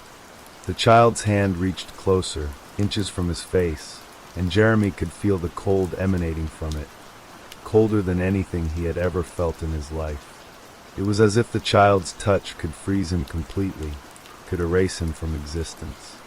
The air grew heavier, thick with the tension of what was coming. Tick! The fourth hand of the clock moved again, its slow and deliberate motion slicing through the silence like a knife.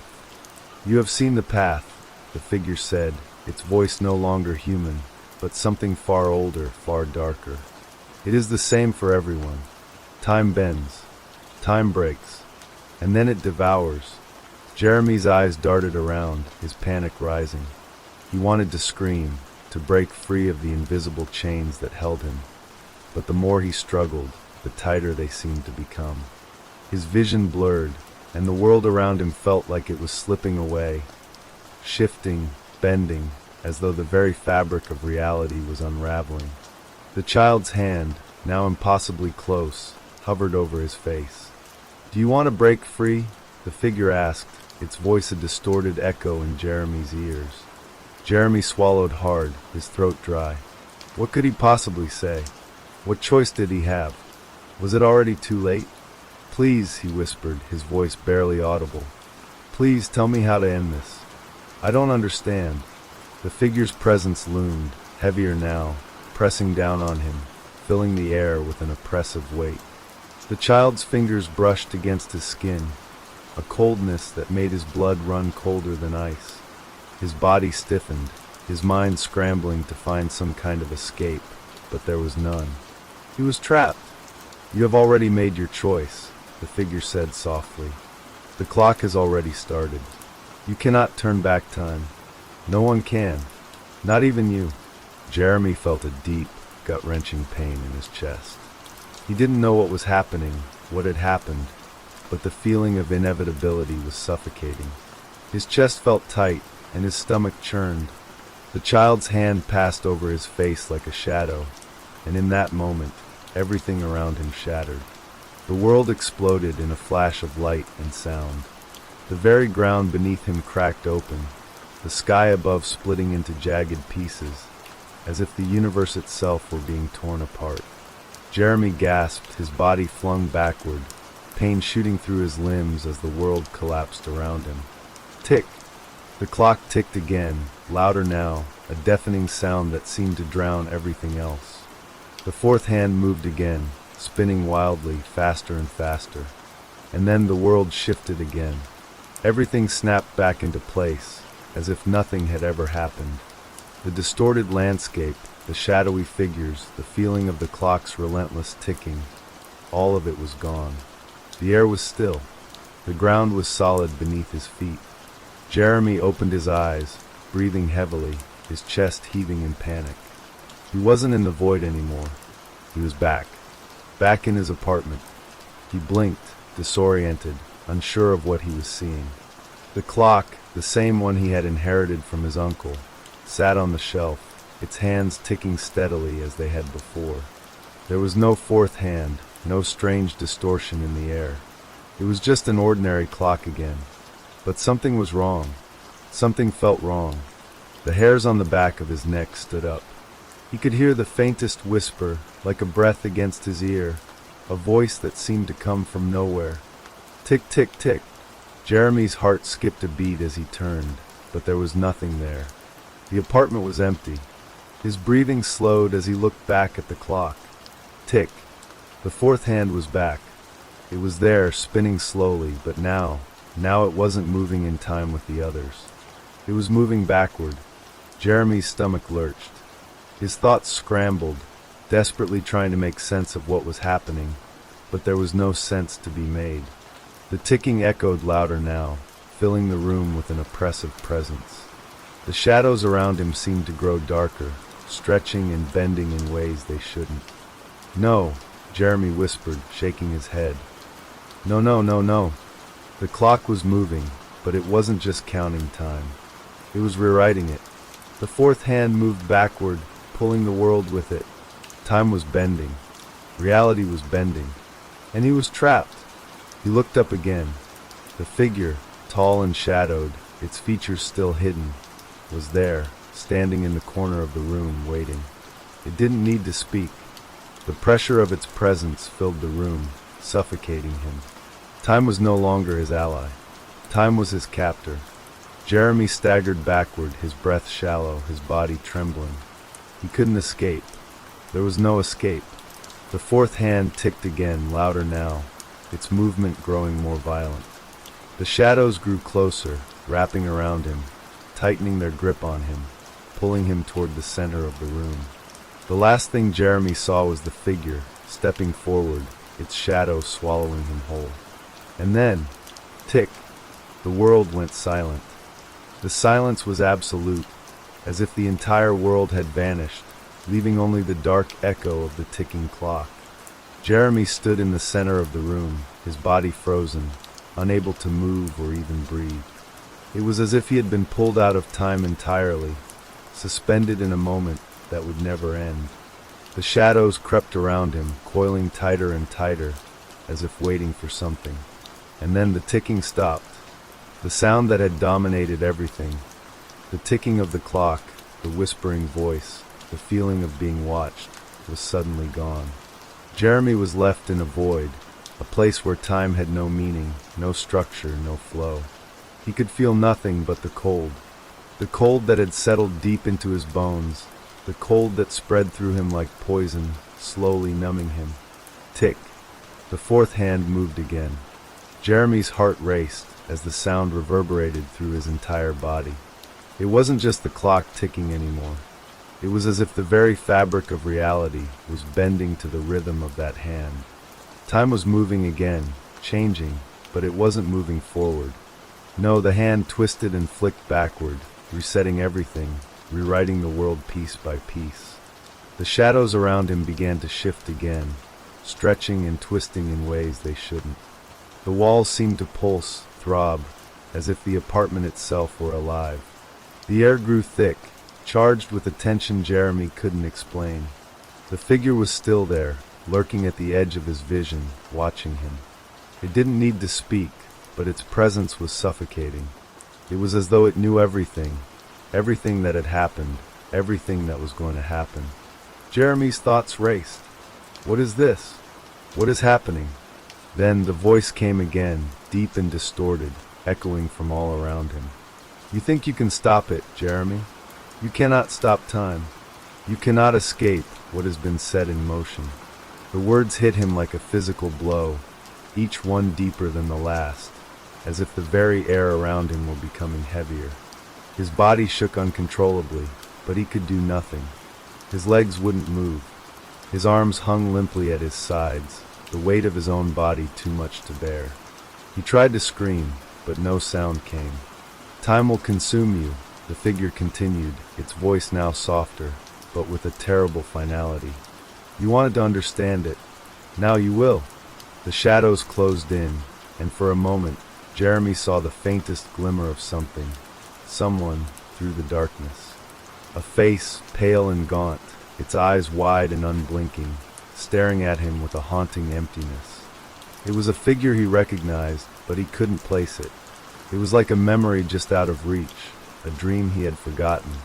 Suddenly, the room around him began to stretch, the walls pulling away as if the apartment itself were unraveling.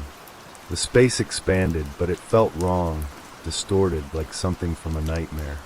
The floor beneath him seemed to tilt, and the walls warped, bending at impossible angles. The fourth hand of the clock spun faster, its movement jerky, each tick louder and more violent than the last. The clock's face flickered, shifting through different times, past, present, future. The hands twitched, jumping between moments. Tick, tick, tick. Each sound resonated deeper, twisting the fabric of reality itself. Jeremy could feel the weight of it pressing against him, like a storm building inside his chest, pushing and pulling him in every direction. "Do you understand yet, Jeremy?" the figure asked, its voice now closer, almost in his ear. "Do you understand why you can't escape?" The words seeped into his mind, filling the gaps in his thoughts, making everything blur, everything melt together. The line between past, present, and future dissolved. Was he even still in the apartment? Was he still himself? The world around him flickered again, and suddenly he was standing outside. The apartment was gone, vanished into nothingness, replaced by a desolate landscape that stretched endlessly in all directions. The sky above him was a deep, sickly purple, swirling with black clouds that churned like a storm. The ground beneath his feet was cracked and barren, stretching out into a horizon that seemed to curve unnaturally. And in the distance there was the clock, the same clock he had inherited, only now it was towering above him, impossibly large, its hands swinging like pendulums that cut through the air with a deafening sound. The fourth hand, still twisting and spinning, sliced through the air with vicious speed, as if trying to tear through the very fabric of the world. It was alive, pulsing with a sinister energy that Jeremy could feel deep in his bones. He wanted to run, but the ground was slick with something that clung to his shoes, pulling him down, as if the earth itself was refusing to let him go. "Time is not a thing to be understood," the figure said again, now standing beside him. Jeremy couldn't bring himself to turn and look at it. The figure's presence was overwhelming, its shadow swallowing the light. The fourth hand ticked once more, and the world began to bend again. The sky twisted, the ground cracked open beneath him, and for a moment he was falling through a hole that seemed to lead to nowhere, a place outside of time. The hands of the clock blurred in his vision, stretching and flickering like a bad film. The air around him thickened, the pressure building, suffocating him. Everything was out of control. Everything was breaking. And then it stopped. Jeremy slammed into the ground with a bone-jarring thud. His breath was stolen from him. His heart raced in his chest, the pounding feeling like it would burst his ribs. His limbs trembled, barely able to move, his body crushed under the weight of the world he no longer understood. But the world didn't feel real anymore. It was no longer solid, no longer anchored in the way it once was. The edges were blurred, and the space around him seemed to ripple like water disturbed by a stone. The fourth hand was still moving. Jeremy looked up, his mind struggling to process the reality around him. He was back in the apartment.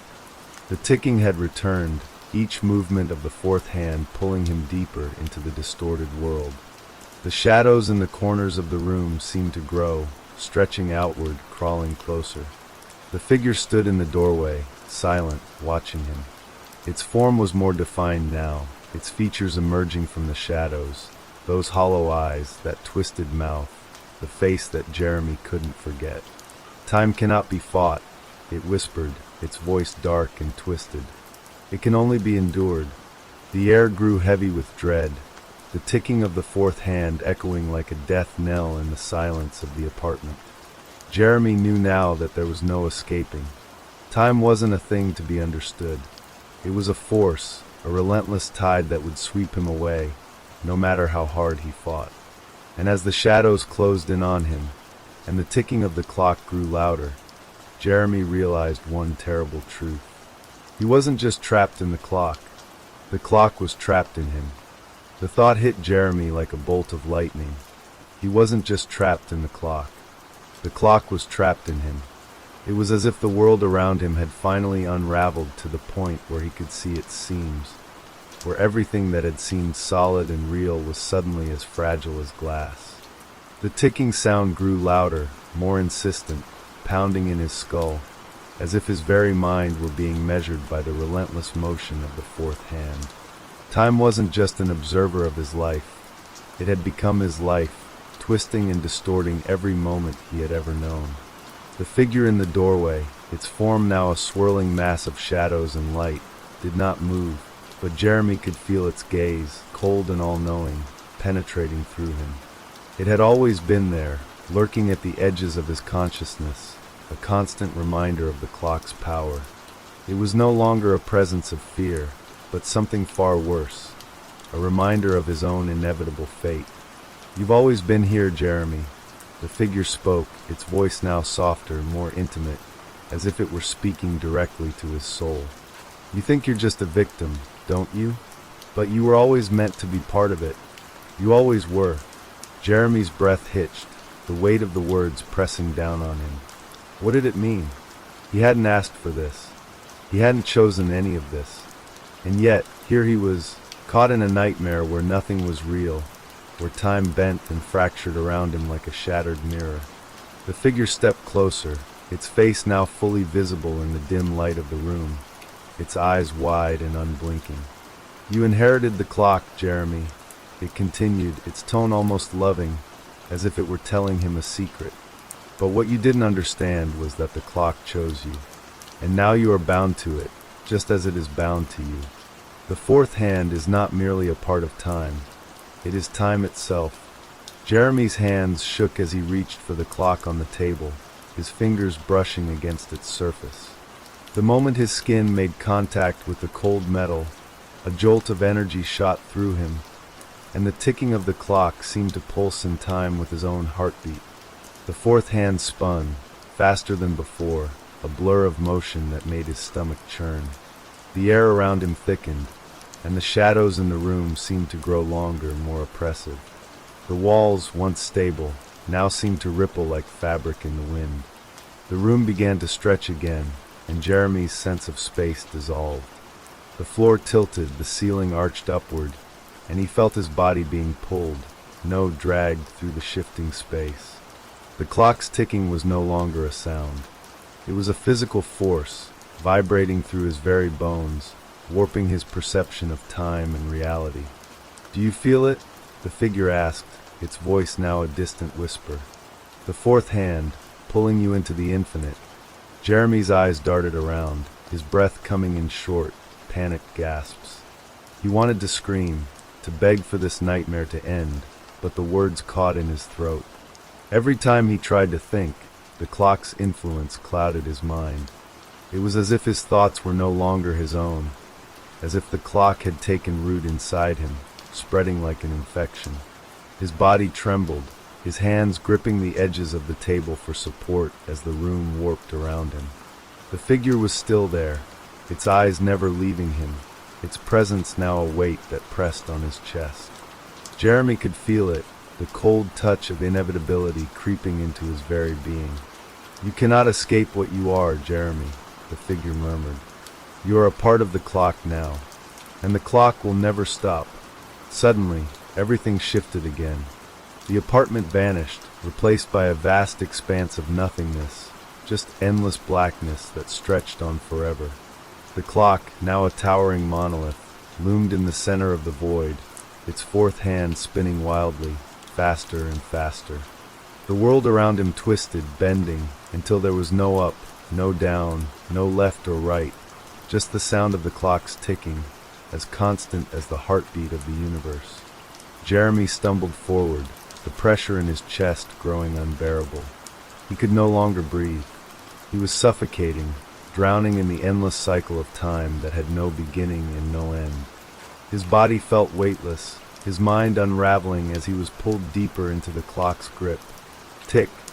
The fourth hand moved again, and with it, the world shattered. This time, the explosion was silent. The very air around him cracked, split into pieces like shards of glass, each fragment holding a moment from his life, each a memory, each a second of time he had once known.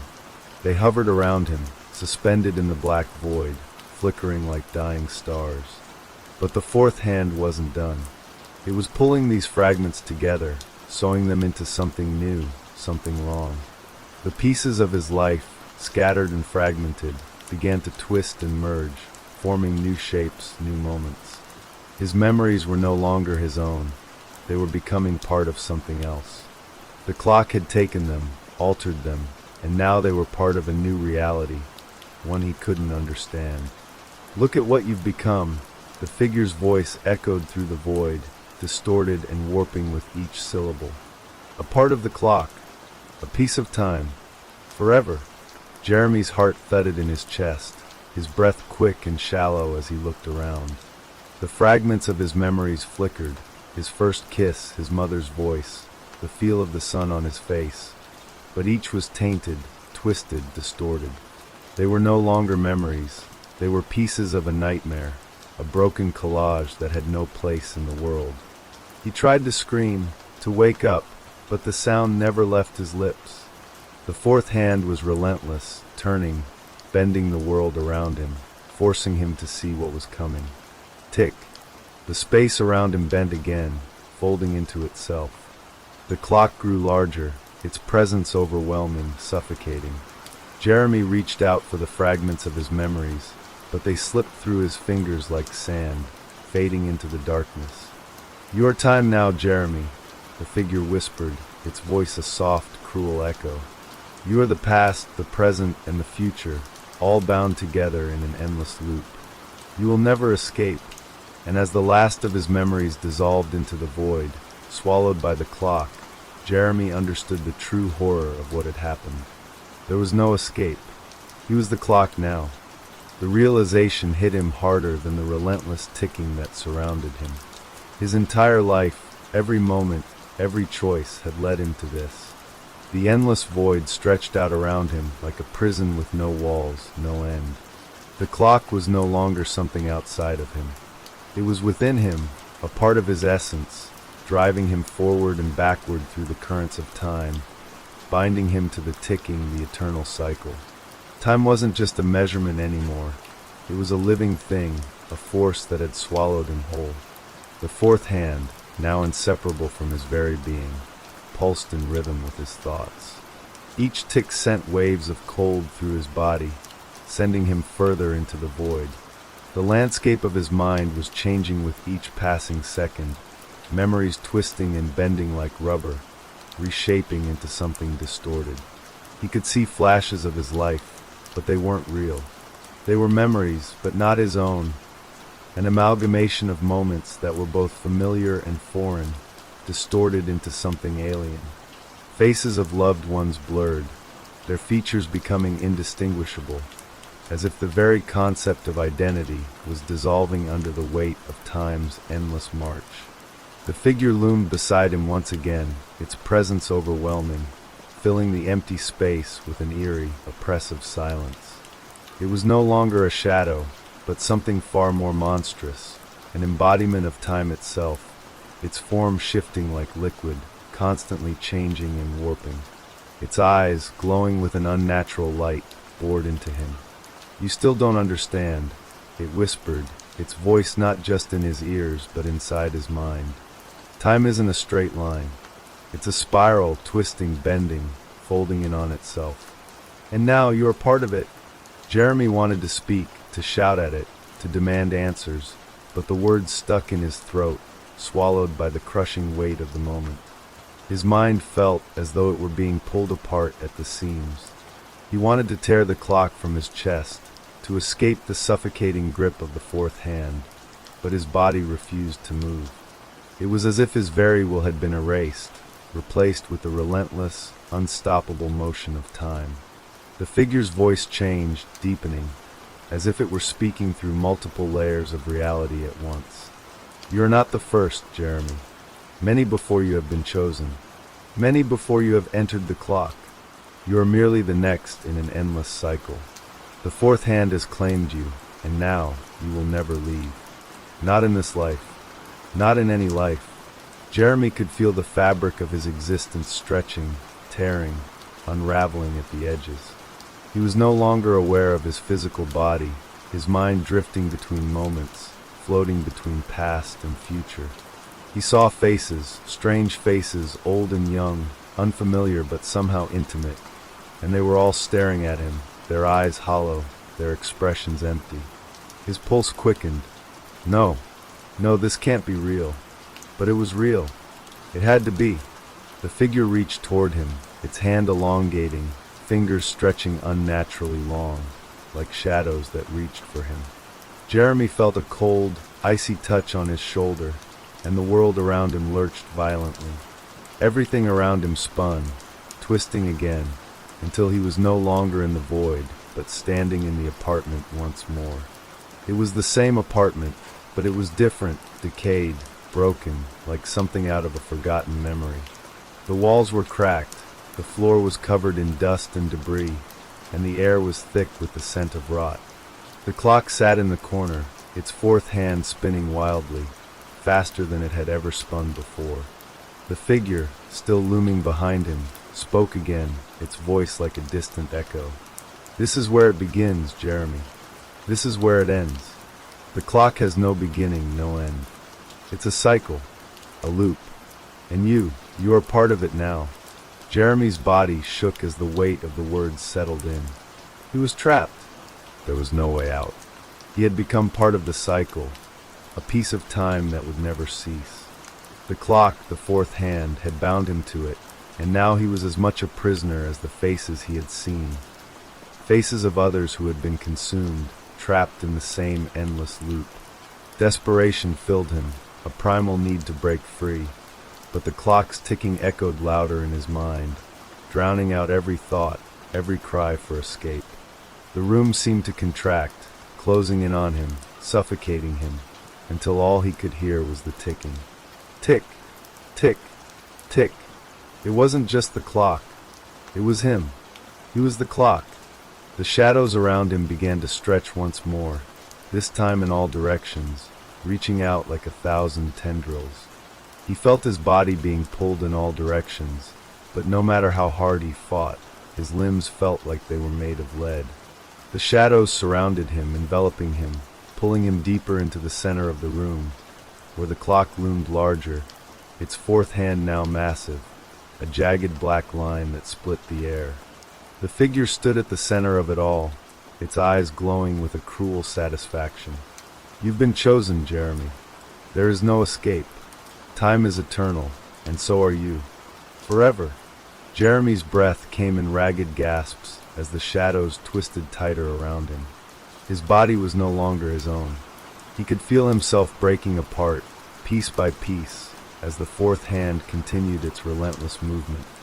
The room blurred again, the space around him collapsing in on itself, turning into a swirling vortex of color and sound.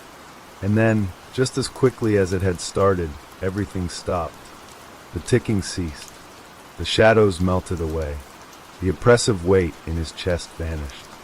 For a brief moment, there was nothing. No sound. No light. Just endless black. And then, the clock ticked once more.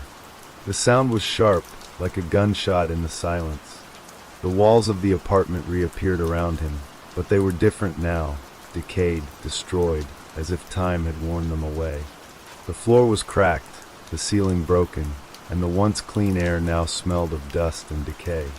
The fourth hand moved again, a slow, deliberate tick, as if measuring the passage of something beyond his comprehension. Jeremy's body still wouldn't move. He could only watch as the world around him collapsed into the same endless cycle, over and over again. Tick! The sound of the fourth hand ticked again, louder this time. It reverberated through the air, through his chest, like a warning, a pulse that matched his own heartbeat. Jeremy's breath caught in his throat. There was no escape from the ticking, no end to the cycle, no way out. He was drowning in time itself. The room, no, the world, around him continued to distort. The walls, once cracked and broken, now seemed to twist and fold upon themselves like paper being crumpled by invisible hands. The floor buckled beneath him, and the air grew thick, suffocating, as if it were being pulled into a vacuum. Jeremy wanted to scream, but the sound was swallowed by the ever-encroaching silence. He opened his mouth, but no words came out. He could feel his voice, trapped somewhere deep inside, but it had no place in this nightmare. His mind screamed for release, but his body was a vessel for the clock's unyielding power, bound to the endless rhythm of time. As he struggled to move, something shifted in the air, a sensation that he couldn't quite explain. It wasn't just the room warping, it was him warping. His vision flickered, his perception of space twisting like a hall of mirrors. His limbs felt heavy, and the room seemed to stretch further, the walls growing impossibly distant. He could hear the whisper of something that shouldn't be there. It was a voice, soft at first, almost like a breath in his ear. But it grew louder, more insistent. Jeremy. The voice was soft, distant, and familiar, yet he couldn't place it. It wasn't the figure that had tormented him. No, this voice was different. It was human, but not. The words seemed to bend with the air itself, like a call from another time, another place. Jeremy listened. His head snapped in the direction of the voice, but there was no one there. The figure, that shadowy thing that had been tormenting him, was gone. But the voice, the whisper, lingered, crawling under his skin. He tried to speak, tried to ask what was happening, but again, the words were trapped inside him. His entire existence felt wrong, like the very foundation of his soul was being chipped away piece by piece. "You're becoming part of it. You're part of the clock," the voice whispered again, softer this time, like a wind that couldn't be caught. Time is not a straight line. It's a wave. It's a loop. And once you're inside, you can never escape. The words wrapped around him like chains, pulling him deeper into the void that surrounded him.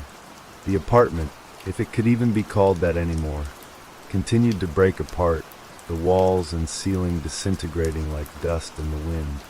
Jeremy's vision blurred again, and he stumbled, disoriented, his mind spinning. But then, just as he thought he might fall, a sudden stillness washed over him. The air grew calm, too calm. The ticking stopped again. Everything was perfectly still, like the world itself had paused to breathe. Jeremy stood frozen, his chest tight, his mind spinning with fear and confusion. The figure was nowhere to be seen. The air smelled strangely clean now, devoid of the dust and decay that had filled it just moments before. For a fleeting moment he thought, maybe it's over. Maybe it's finally over. But then, the floor beneath him cracked open with a deafening sound, and the darkness spilled out from the fissure like a flood. The darkness wasn't just the absence of light. It was alive. It crawled and writhed, a mass of endless shadows that reached for him, pulling him toward the yawning chasm below. "Jeremy, you belong to the clock now," the voice returned, colder, sharper. "You are time. You cannot escape it. You never will." The shadows twisted tighter, pulling him toward the opening, and Jeremy felt the cold tendrils wrap around his legs, his arms, pulling him closer to the void. "No," he whispered, his voice barely audible, lost in the overwhelming sound of the clock's ticking, which had started again, louder, faster, more intense than ever before. The world around him was disappearing. The walls, the floor, the very concept of time, all fell away as he was sucked deeper into the darkness. But even as he struggled, as he fought against the cold, encroaching emptiness, he could feel it. The clock! It was inside him. He was the clock. "Please!" Jeremy's voice broke as he tried to grasp for something, anything to hold on to. But it was no use. The shadows swallowed him whole, and as he fell into the dark abyss, he could hear the ticking. The endless ticking. It wasn't just around him. It was him. And with that, everything went quiet. For a single moment, the ticking stopped.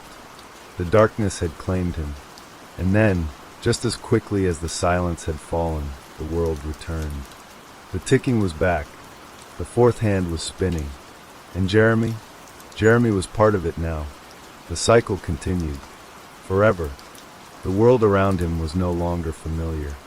It was a blur of shapes and flashes of light, bending and shifting in ways that defied all logic. Jeremy's vision struggled to find focus, like looking through water, the edges of everything soft and formless.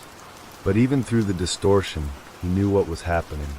He could feel the fourth hand's presence, like an invasive pulse that echoed in his chest. Time was no longer a sequence of events. It was a tidal wave crashing over him, pushing and pulling him in every direction. He was both inside it and outside of it, drifting like a leaf on the current of a river that never stopped flowing. The ticking, ever-present, filled his ears, louder than before, almost like a heartbeat, the heartbeat of something ancient, something unrelenting. The room, if it could even be called that, flickered and swayed like a broken film reel. One moment, the floor was solid beneath his feet. The next, it was gone, replaced by a swirling, shifting mass of darkness and light. And then, he heard the voices again. They were not the whisper from before. No, these were others. Hundreds of them. Thousands. Their voices came from everywhere at once, yet nowhere at all. A cacophony of fragmented conversations, distant cries, laughter, and whispers. None of it made sense, but all of it felt wrong. The voices wrapped around him like a cloak, their words blending into a single pulse of chaos. Jeremy. One voice broke through, clear and distinct, pulling him away from the dissonance. You're not alone. He turned, but there was no one there. Just the swirling darkness, the endless ticking, the sense that something was watching him from the void, waiting. You've joined us now, another voice murmured, softer this time, almost sad. You're a part of the cycle, like all the others before you. Time is infinite, Jeremy. Once you're in, you can never leave. The words felt like a weight in his chest, pressing down on him until it was hard to breathe. He wanted to scream, to demand answers, but his throat was tight, the air suffocating around him. Don't fight it, the voice urged, like a gentle hand resting on his shoulder, though no hand was there. It's inevitable. Time is not just a measure. It is a force. It's a presence. And now it has claimed you. Forever. Jeremy's knees buckled, and he collapsed to the floor, or what was left of it, his hands shaking as he tried to steady himself. The shadows seemed to stretch farther, closer, surrounding him, wrapping around his body and pulling him deeper into the spiral of time. He could feel his thoughts splintering, breaking apart like fragile glass. Each tick of the clock shattered a piece of his sanity, and with each piece, the world around him twisted further, reality slipping through his fingers like sand. He wasn't sure how long he had been here, or if time even mattered anymore. He felt both infinite and small, lost in an endless void where nothing made sense, yet everything was painfully clear. The fourth hand, spinning without mercy, pulled him closer and closer to the point of no return. And then the moment came. It wasn't a sudden explosion. There was no flash of light or thunderous roar. It was a simple shift, a moment when everything clicked into place, and the world around him, the shadows and the clock, the whispers and the ticking stopped. For a brief second, there was nothing. No ticking, no whispers, no endless movement. Just stillness. Deep, absolute stillness. And in that moment of silence, Jeremy knew. He knew what had to happen. He knew the price of the fourth hand. The clock had always been more than a simple timepiece. It had been a prison, a trap for those unfortunate enough to be chosen. And now he was its prisoner. The fourth hand wasn't just counting down to some distant event. It was counting down to his end, his becoming a part of the cycle, forever. He could feel the pull, the inevitable pull of time wrapping around him, squeezing him like a vice closing tighter and tighter, until there was nothing left but the clock's ticking. And as the ticking grew louder, faster, more frantic, he understood the terrible truth. He was becoming one with the clock. He was no longer Jeremy. Not truly. He had become a part of the loop, a cog in the machine of time that would never stop, never end. Welcome, the voice whispered once more, the same voice, or maybe one of many, all blending into one. You have joined us. You are part of time now. And as Jeremy's consciousness began to fade, as his body dissolved into the tick-tock of eternity, he could only hear one thing. The clock, endlessly ticking, endlessly spinning, forever. And then there was nothing. The ticking stopped. The darkness was still. And in that stillness, the clock began its countdown again. Tick, tick, tick, forever. The silence that followed Jeremy's disappearance was thick, suffocating. The clock, once again, stood alone, the fourth hand ticking relentlessly, as if nothing had changed. The room, once twisted and distorted by the force of the fourth hand, now seemed empty, still, devoid of any signs of life. But the air still vibrated with an unspoken presence, as though something was there, watching, waiting. And somewhere, beyond the veil of time and space, Jeremy's essence, his very soul, was now woven into the fabric of the clock. He had become one with the mechanism, his existence entwined with the pulse of the fourth hand. The cycle, it seemed, was not a single event but an endless loop, a loop where time never truly stopped, where the clock would always turn, and the hands would always tick. In the distant recesses of the void, Jeremy's awareness lingered. His mind, or what was left of it, floated through the endless, timeless expanse. He was no longer bound by the constraints of the physical world. There was no up or down, no beginning or end. He could feel the ticking, the pull, as it coursed through him.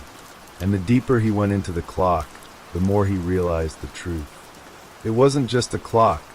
It was an entity, a force far greater than he had ever imagined. It wasn't just measuring time, it was controlling it. And the fourth hand, it wasn't merely a part of the clock. It was the heart of it.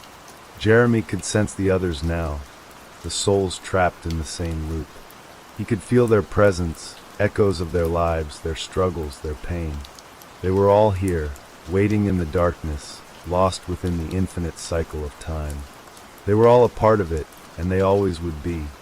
Jeremy's realization struck him like a bolt of lightning. He wasn't the first, and he wouldn't be the last. The thought came in flashes, fragments of memories, faces, voices of those who had come before him. But none of them had escaped. None had ever escaped. They were all trapped in the cycle, bound to the clock in ways that defied understanding. And as Jeremy's awareness began to stretch across the endless expanse, something began to shift. The clock's ticking, which had once felt like a rhythmic pulse, began to distort again, warping in a way that sent a ripple through the very fabric of time itself. The air grew thick again, the tension palpable, as though something was approaching, something far darker than anything Jeremy had ever experienced. A sound broke the stillness, something low and guttural, like a growl that seemed to vibrate the very walls of the timeless space. The temperature dropped sharply, and Jeremy felt the weight of an invisible presence grow heavier. It was as if the very essence of the clock was awakening to something or someone new. And then the voice, no longer soft and whispering, but loud, commanding, with an echo that seemed to come from every direction. "Who dares to disturb the cycle?" the voice bellowed. The sound shook through Jeremy's very being, vibrating through his chest, causing his insides to twist. It was the first time he had heard the voice speak with such force, and it was enough to make him tremble. For the first time since his arrival, Jeremy felt fear, a deep, instinctual terror that ran through every fiber of his being. What was this force? What was the clock? Was it truly just a mechanism or something more? And if it was more, was there an end to this endless cycle? He was too far gone to turn back, too entangled in the time loop to escape. But the presence, the voice, it seemed to mock him, to toy with him, as if the very nature of time itself was aware of his struggle. Another growl echoed through the space, and Jeremy felt his vision begin to warp again. The world around him shattered like glass, and for a split second, he saw something through the cracks, a figure, tall and dark, standing at the edge of the void. It was him, but not him. It was Jeremy's form, or something that looked like him, yet twisted, altered, its features drawn into a grotesque version of the man he used to be. His eyes, empty and hollow, stared back at him, devoid of recognition, devoid of humanity. The figure stepped forward, and with each step, the shadows seemed to stretch, rippling in response to its presence. Time is eternal. The figure spoke in a voice that was not its own, its words shaking the very air. There is no end. There is no beginning. There is only the cycle. Jeremy's heart raced in his chest, the realization washing over him again. He was trapped, and not just in time, but in himself. He had become this creature, this distorted version of himself. He was the next in the cycle, and there would be more to follow. The dark figure reached toward him with a hand, one that seemed to stretch unnaturally, its fingers elongating as it reached for Jeremy's soul, pulling it toward the heart of the clock. The ticking resumed, louder now, as if to drown out the screams of his very existence. The figure's face began to fade into the darkness, swallowed by the void. And Jeremy was once again alone. But he wasn't. He never had been. The clock's fourth hand continued to spin, and the cycle began again. Tick, tick, tick, forever. The darkness around Jeremy deepened, and the ticking of the fourth hand grew louder. It filled his ears like a constant drumbeat, a relentless reminder of the eternity he had become a part of. His mind, or what was left of it, began to fray at the edges as the clock's presence settled into his very being. The endless loop pulled at him, wrapping around his consciousness like chains, dragging him further into the void of time. There were no thoughts anymore, no clear lines between what was real and what was the cycle. His reality was fragmented, a series of broken pieces that flashed before him like fleeting images in a dream. He saw faces of the lost souls, flickering in and out of his mind. They all wore expressions of pain, of fear. Their faces, too, were twisted, trapped in this endless loop. And somewhere, buried deep within the static of time, Jeremy heard it again, the voice. But this time it was different. The voice was distant, disembodied, but undeniably real. It sounded like it was coming from far away, as if echoing through a tunnel. The voice had no source, no form. It was the voice of the clock itself, or perhaps something far older, something far more malevolent. "You are not free," it whispered, the words like a cold breeze against his skin. "You are a part of the pattern now, Jeremy. You are the clock. You are time. There is no escape."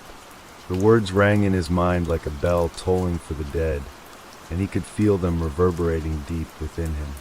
He was the clock now. His thoughts, his very soul, were no longer his own. They were woven into the gears of the mechanism, spinning endlessly as the fourth hand ticked, marking every second, every minute, every hour. The clock was not just a machine. It was a living thing, a force of nature that existed beyond the boundaries of space and time. It was the center of everything, the pulse that controlled the ebb and flow of existence itself. And Jeremy was now part of it. He felt the presence of the others around him, the countless souls trapped in the same cycle. They were there, always there, waiting for their turn to become part of the clock, waiting to be consumed by the ticking, to be erased from existence and folded into the endless rhythm of time. "You will never leave," the voice continued, its tone a quiet hum in the background of his awareness. "The fourth hand calls you. It always calls. Time is not a line. It is a circle, and you are its prisoner. Forever." Jeremy tried to scream, but there was no sound. He couldn't move. He couldn't speak. He couldn't even feel his body anymore. He was nothing but a flicker in the dark, a whisper lost to the void. His mind, once so full of thoughts and dreams, was now reduced to a faint echo, a memory of what he had been. But then in the distance he saw it, a crack in the fabric of the void, a tear, small but noticeable, as if time itself had split open for just a moment. Jeremy's attention snapped to it, the pulse of the clock quickening in his chest as he focused on the crack. He felt an undeniable pull toward it, a glimmer of hope, a flicker of a chance for freedom. But as soon as he reached for it, the clock tightened its grip. The walls of time closed in around him, and the crack faded away, swallowed by the relentless ticking of the fourth hand. "No one escapes," the voice growled, sharper now, almost mocking. "Not now. Not ever." The sensation of suffocation grew stronger. and Jeremy felt the weight of the clock pressing down on him, squeezing him from all sides. He was no longer just a part of it, he was inside it, and the longer he remained, the less of himself he could remember. The longer he lingered, the more the cycle consumed him, erasing him, bending him into something unrecognizable. The ticking slowed, then stopped. The silence returned. And in that silence, Jeremy felt it, the cold, the isolation, the infinite nothingness. Time no longer existed. Only the cycle remained, and within it, only the clock. And the fourth hand continued to spin. Tick, tick, tick, forever. The silence was absolute, stretching like an infinite void, yet the pressure around Jeremy never eased. The space he inhabited was not empty, but it was still, paradoxically both suffocating and hollow.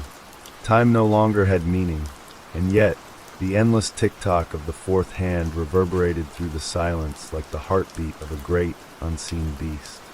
The sound was distant, muffled, but it was ever present, a constant reminder that Jeremy's existence was now bound to it, to the cycle. It was as if he were suspended in a moment that would never end. His mind no longer clung to thoughts of escape, nor did it seek the fleeting comfort of memories. All that remained was the knowledge that the clock, was his reality now. It was his prison, his captor, his purpose. He was the cycle, and the cycle was him. But as time, if it could still be called time, dragged on, something began to change. The air, though empty, seemed to hum with an energy. The walls of the void around him pulsed, as though the very fabric of time was alive. A faint vibration filled the space, growing steadily in intensity. The tick-tock of the fourth hand seemed to slow, then stop entirely. And for the briefest moment, there was an overwhelming stillness. And then a voice, louder, clearer, echoed through the void. "Jeremy," it called, sharp and insistent. "You are not forgotten." The voice was different this time. It was no longer the disembodied, hollow whisper of the clock or the distant, growling command that had ruled his existence. This voice felt real, like it had substance, a presence behind it that Jeremy could almost recognize. "Who are you?" he tried to ask, but the words never formed. He couldn't speak. His mind churned with confusion, but the answer was there, like a buried thought he couldn't quite reach. "Do you remember your name?" The voice continued, growing louder, like a memory breaking through the fog of his awareness. "You're not like the others. You were not supposed to be here." Jeremy's heart, if he still had one, skipped. Not supposed to be here? A flood of memories began to pour into him. Memories that were not his own, but fragments of another life, another world. He saw flashes, his family, his friends, his old home, a life he had almost forgotten in this place. But the memories came with a sense of loss, like something had been stolen from him, erased from existence. The presence behind the voice stirred again, pulling at the edges of his fractured mind. The memories twisted, contorted, growing darker, as if the voice was dredging up something buried deep within him. "You were chosen," the voice spoke, its tone growing darker now, almost sinister. "But you were never meant to stay. You were meant to be the catalyst. The fourth hand was never for you, Jeremy. You belonged to the world of time, but now you belong to the clock. And the clock is hungry." Jeremy's mind reeled as the voice's words pierced through the fog. "Hungry?" The space around him began to shift again. The air thickened, becoming oppressive, suffocating. He could feel the pulse of time in his chest, faster now, more urgent. The walls of the void seemed to breathe, to close in on him. It was as if something was aware of his struggle, something waiting for the right moment. "You will become part of the cycle," the voice continued, its tone now almost mocking. "You will feed it, sustain it, as it has fed and sustained so many others before you." The edges of Jeremy's mind splintered again, and he could feel the pressure building, like a dam ready to burst. The ticking of the fourth hand had resumed, growing louder, faster, like the heartbeat of something growing stronger, closer. "No!" Jeremy tried to scream, though he could no longer form words. The pressure in his mind, in his soul, was too much. The memories of his old life, the life he had once known, flickered and died. His existence, his purpose, everything was being swallowed by the clock. And with it, he felt his very self slipping away. "You were meant to be the keeper," the voice whispered, almost lovingly. "But now you are the fuel that keeps the cycle going. You are not the first, Jeremy. You will not be the last." The clock's ticking quickened, each sound like a hammer pounding against his skull. The walls of time pressed in tighter, suffocating him, pulling him deeper into the abyss of the cycle. And then, with a final, agonizing snap, everything broke apart. Jeremy felt his essence shatter, the fragments of his soul scattering like dust, swallowed by the tick-tock of the clock. His mind shattered with it, lost in the endless, crushing cycle that had claimed so many before him. And the fourth hand continued to spin. Tick, tick, tick. Forever. The clock was everything now. It was the beginning and the end. It was the pulse of existence, the rhythm of time, and Jeremy, what was left of him, was bound to it. His essence, his very being, had dissolved into the gears and mechanisms of the clock, but his awareness remained. In the depths of that ticking void, Jeremy could still feel the echo of his thoughts, like distant whispers caught in the currents of time. But there was no escape. There was never escape. The cycle stretched on, infinite, an endless loop that consumed all who were drawn to it. And now, Jeremy was one with the clock, as countless others had been before him. He could hear their voices, faint and broken, lost in the ticking. He could feel their pain, their longing, their futile attempts to escape. But their struggles had all faded, consumed by the rhythm, becoming one with the clock's heart. And the fourth hand spun. There were no faces anymore, no shapes or forms. Time had ceased to be something he could grasp. It was only a constant force, ever present, ever shifting. But there was something, someone, in the shadows, a figure that loomed just beyond his fractured awareness. He could feel it now, a presence in the darkness, watching. The pull of it was like a whisper at the back of his mind. And it wasn't the voice of the clock. It wasn't the same cold, indifferent force that had trapped him in this endless cycle. This was something else. The presence lingered for what felt like an eternity, pressing against the edges of his mind. Jeremy tried to reach for it, tried to focus, but he couldn't. His thoughts were too scattered, too fragmented. All he could do was wait, lost in the vast sea of time.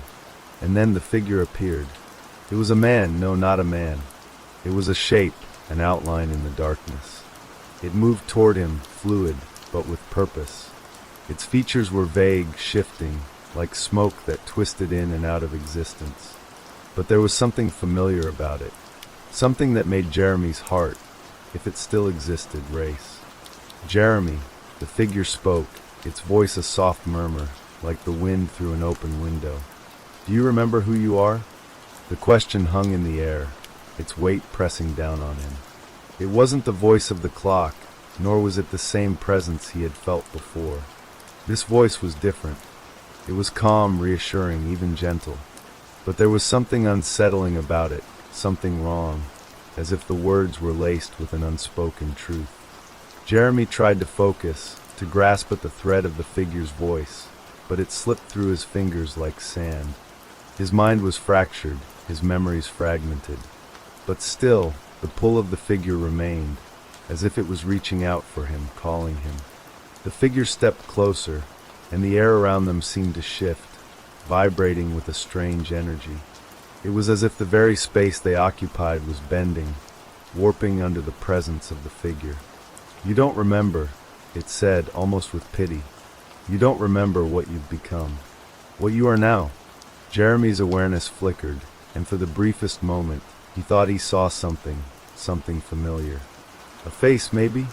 But the image was fleeting, vanishing before he could fully comprehend it. I don't understand," Jeremy tried to say, but the words never formed. He could feel them in his mind, desperate to escape his lips, but they were trapped, locked in the void. The figure moved closer still, and this time, Jeremy could sense its intent. It wasn't an enemy, nor was it a friend. It was something in between, something other, and it was drawing closer with each passing second. "You are the clock," the figure said, its voice like a soft caress, but there was an edge to it now, something colder. "And yet, you still long for escape. You wish to return to what was, to feel the warmth of life once more. But you cannot. You will never be whole again." The words pierced through Jeremy's consciousness like a shard of ice. He wanted to scream, to fight back, but there was nothing left to fight with. He was no longer him. He had become the cycle, a part of the clock, a cog in the endless gears that turned without end. "Do you feel it?" the figure whispered, moving closer. "Do you feel the hunger of the clock, the need for more? It calls to you. It calls to all of us. And one by one we answer." The figure's form shifted again, its edges becoming more defined, more real, as if it was pulling itself from the shadows. But as it stepped into the light, Jeremy saw it. Saw what it truly was. It was another soul, another trapped being just like him. But unlike Jeremy, this one had fully embraced the clock. The figure's eyes were empty, hollow, like two black pits staring into the very core of Jeremy's existence. The body, once human, was now twisted and distorted, as if it had been consumed by the very nature of time itself. "Will you embrace it, Jeremy?" the figure asked, its voice no longer soft and comforting, but insistent, almost desperate. "Will you surrender to the clock? Will you let it consume you fully, as it has consumed all of us?" Jeremy recoiled, trying to pull away, but there was nowhere to go. The fourth hand ticked in the background, louder now, more intense, as if urging him to make a choice. But what choice was there? Was there even a choice? He had already become part of the cycle. The figure's hand reached out, and this time, Jeremy couldn't avoid it. The touch was cold, like ice against his skin, and in that moment, something snapped inside him. A flood of memories rushed forward. Memories of a life he once had, of a time before the clock, before the fourth hand. But it was all slipping away again, fading into the darkness, as the figure's touch pulled him deeper into the void. And with it, Jeremy could feel himself being pulled into the clock, becoming one with it. The clock's heartbeat grew louder, faster, a deafening roar that filled the space. And with each passing second, the fourth hand continued to spin, pulling him and everyone else toward an endless, inevitable end. Tick, tick, tick, forever. The world around Jeremy continued to warp and twist. It was as if the clock had become more than just a measurement of time.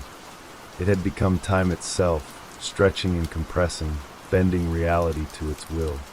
The presence of the figure, once an outline, now fully realized, clung to him, a constant reminder of his fate. The touch, cold and relentless, seemed to seep into his very bones, filling him with a sense of dread that he couldn't shake. The void around them pulsed with the tick of the fourth hand, each beat a silent scream that resonated deep in his soul. "Do you understand now?" the figure's voice echoed in the vast emptiness. "This is where you belong. This is where we belong." Jeremy tried to move, tried to break free, but the weight of the clock, the pull of time, was too great. Every movement felt like wading through thick mud, as if the very air around him had turned to concrete. He was trapped in this endless cycle, a cog in a machine that had no beginning or end.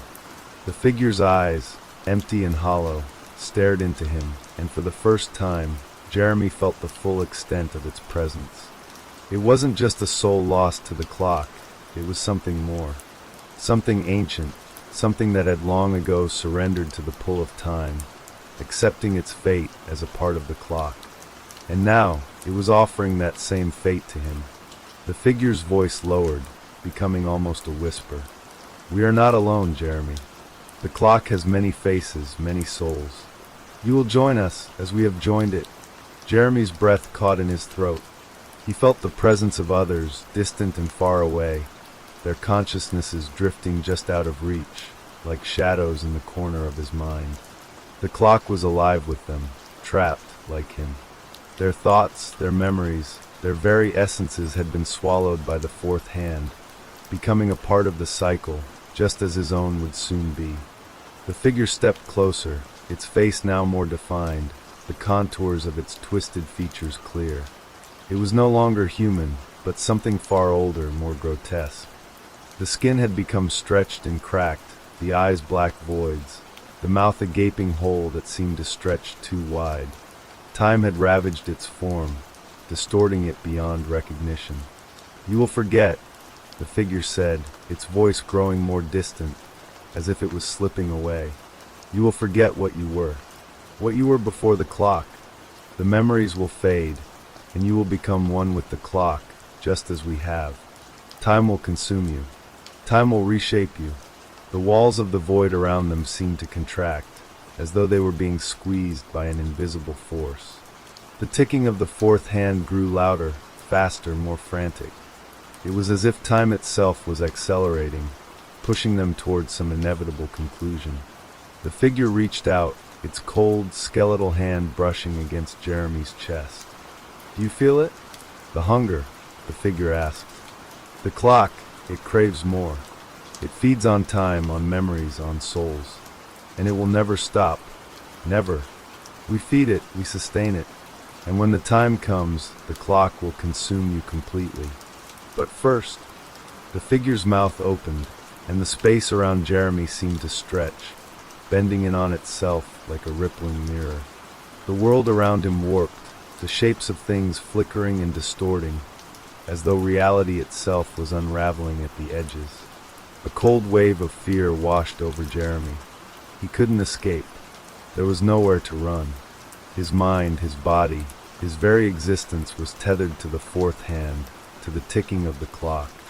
He was part of it now, just as the figure had said, and as the seconds slipped away, he could feel himself being pulled further into the void. The figure's voice returned, this time with an edge of desperation. "You will become the clock. You will feel time, live time, become time. You will cease to exist as you once did. You will be nothing but a part of the machine." The ticking became deafening, each beat of the clock a thunderous roar in his ears. The space around him pulsed, the air thickening, suffocating.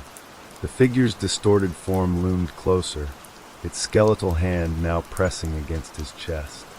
And in that moment, Jeremy felt a sharp, overwhelming pull, an irresistible force that yanked at his very being. The figure's mouth widened, and the darkness around them seemed to grow deeper, darker, as if the void itself was swallowing them whole. "Come with us, Jeremy," the figure whispered, its voice filled with twisted glee. "You will never escape. You will never be whole again. You will never remember." And with that, the fourth hand of the clock gave its final, earth-shattering tick. Tick, tick, tick, and everything stopped. For an instant, there was nothing. No sound, no movement, no time. But then, slowly, the edges of Jeremy's awareness began to shift again. He could feel the weight of time pressing down on him. The pull of the clock was still there, but it felt distant, like it was fading into the background. The figure's presence was gone, as if it had never existed in the first place. Jeremy tried to focus, to push against the overwhelming force of the clock. He could feel himself shifting, warping, his essence pulled and stretched as if it were being pulled through some unseen void. It was as though his very consciousness was being torn apart, scattered across the ticking machinery of the clock. But as the seconds passed, something began to happen. Something that Jeremy couldn't understand. The darkness that had surrounded him started to recede, the pull of the fourth hand weakening, like a tide that had finally begun to ebb. He could feel himself again, his thoughts, his awareness, his being, gathering together like pieces of a shattered mirror, slowly reforming. And as the clock's grip on him loosened, something else happened. Something strange. The world around him shifted again, and for a moment he thought he saw a door, standing alone in the void, its edges glowing faintly, as though it were waiting for him. For the briefest moment, Jeremy hesitated. But then, as the pull of the clock grew weaker still, he stepped forward, drawn by the faintest spark of hope. The door was an escape. It had to be. He reached for the handle, and then nothing. The door swung open, and Jeremy stepped through. Jeremy stumbled through the door, his mind still reeling from the disorienting experience. He expected to feel the crushing weight of the clock's presence, the relentless pull of time that had held him captive for so long. But instead, there was nothing. No ticking, no overwhelming pressure. The void had given way to something else, something different. He blinked, his eyes adjusting to the dim light around him. It took a moment for him to fully comprehend what he was seeing. He was standing in a room, not unlike a library, shelves lined with dusty books, their spines cracked with age. The air smelled of old paper, leather, and dust. But there was something wrong about it. It was as if the room itself was caught in a state of half-remembered existence, a place frozen between realities. The walls weren't solid. They wavered, flickering like the edges of a faded photograph. The shadows seemed to stretch unnaturally, twisting and bending as though they were alive. The light was faint, as if the room itself were struggling to hold on to any sense of time at all. And in the center of the room, on a small wooden table, sat a clock. It was a clock unlike any Jeremy had seen before. It was large, ornate, with intricate carvings that seemed to move and shift as if the clock itself were alive. The hands were still, frozen in place, but Jeremy felt an undeniable pull toward it, like a moth drawn to the flame. He took a tentative step forward, his feet scraping softly against the wooden floor. As he neared the table, he couldn't shake the feeling that something was watching him. Not from the shadows, but from within the clock itself. It was as if the clock was aware of him, waiting for him to make his move. For a moment, Jeremy just stood there staring at it. The air in the room felt thick, heavy with anticipation. He had been trapped in the cycle of time for what felt like an eternity, and now he had escaped it. Or so he thought. Was this another trap? He reached out, his fingers trembling, and brushed them against the clock's surface. The moment his skin made contact, a surge of energy shot through him, a jolt of something ancient and powerful that left his heart pounding. The carvings on the clock shifted, rearranging themselves like puzzle pieces falling into place, and then, a sound, a soft, steady ticking. The fourth hand. Jeremy jerked his hand back, his heart racing. The clock was alive. It had been dormant, waiting, and now it was moving once more. The ticking began slowly, almost imperceptibly, like a whisper in the back of his mind. But as it grew louder, he felt it. The pull, the unrelenting force of time, stretching out before him, bending the very fabric of reality. It was as if the clock was trying to reclaim him, to drag him back into its embrace. But he couldn't go back. Not again. He stepped back, shaking his head. He had just escaped, hadn't he? This couldn't be real. It couldn't be happening again. The door behind him was still open, the space beyond it dark and silent. But this clock, felt different. It wasn't the same as the one he had been bound to. It wasn't the same, yet it was. The ticking grew faster now, the rhythm quickening. It was as if it were counting down, as if something terrible was about to happen. The shadows in the room shifted, stretching further, pulling toward the clock, as if they were alive and feeding on the passing moments. And as the ticks grew louder, the room seemed to warp around him, the edges of his vision blurring, distorting. Jeremy's pulse quickened, his breath shallow and ragged. There had to be a way out. There had to be something he could do. But no matter how hard he tried to focus, the clock's pull was undeniable. It was dragging him in, inch by inch, pulling him toward the very heart of time itself. "Please," he whispered, his voice trembling. "Please, no more." But the clock didn't listen. It only ticked. And then the door slammed shut behind him. The room went dark. The ticking stopped. For a moment there was silence. A heavy, suffocating silence that pressed down on him from all sides. Jeremy stood there, frozen, his hands clenched into fists. His chest rose and fell with each ragged breath. Was this it? Had he truly escaped only to be trapped again? And then the light returned. It flickered at first, like a dying candle struggling to stay alight. But then it grew stronger, illuminating the room in an eerie, pale glow. The shadows had receded, but the air still felt thick with tension. The clock sat on the table, still and silent once more, its hands frozen in place. But there was something new. A figure stood before him. It was barely visible at first, an outline in the dark, but as the light grew stronger, the figure became clearer. It was a man, or something that resembled a man. His features were indistinct, blurred at the edges, as if his very form was being consumed by the shadows. His eyes, though, were sharp, piercing. They were watching Jeremy, studying him. "You've returned," the figure said, its voice low and hollow, like an echo from far away. "I thought you might." Jeremy opened his mouth to speak, but no words came. He tried again, his throat dry, his heart racing. Who are you?" The figure smiled, a thin, crooked smile that sent a chill crawling down Jeremy's spine. "I am what you have become," it said. "I am the result of the clock's hunger. The clock is not just a timepiece. It is a force that consumes, that shapes, that alters. And now you are part of it, just as I am." Jeremy recoiled, his mind spinning. "No, this isn't real. You've crossed the threshold," the figure interrupted. "There is no returning now. You're bound to it. To the clock. To time." Jeremy took a step back, his mind racing. Bound.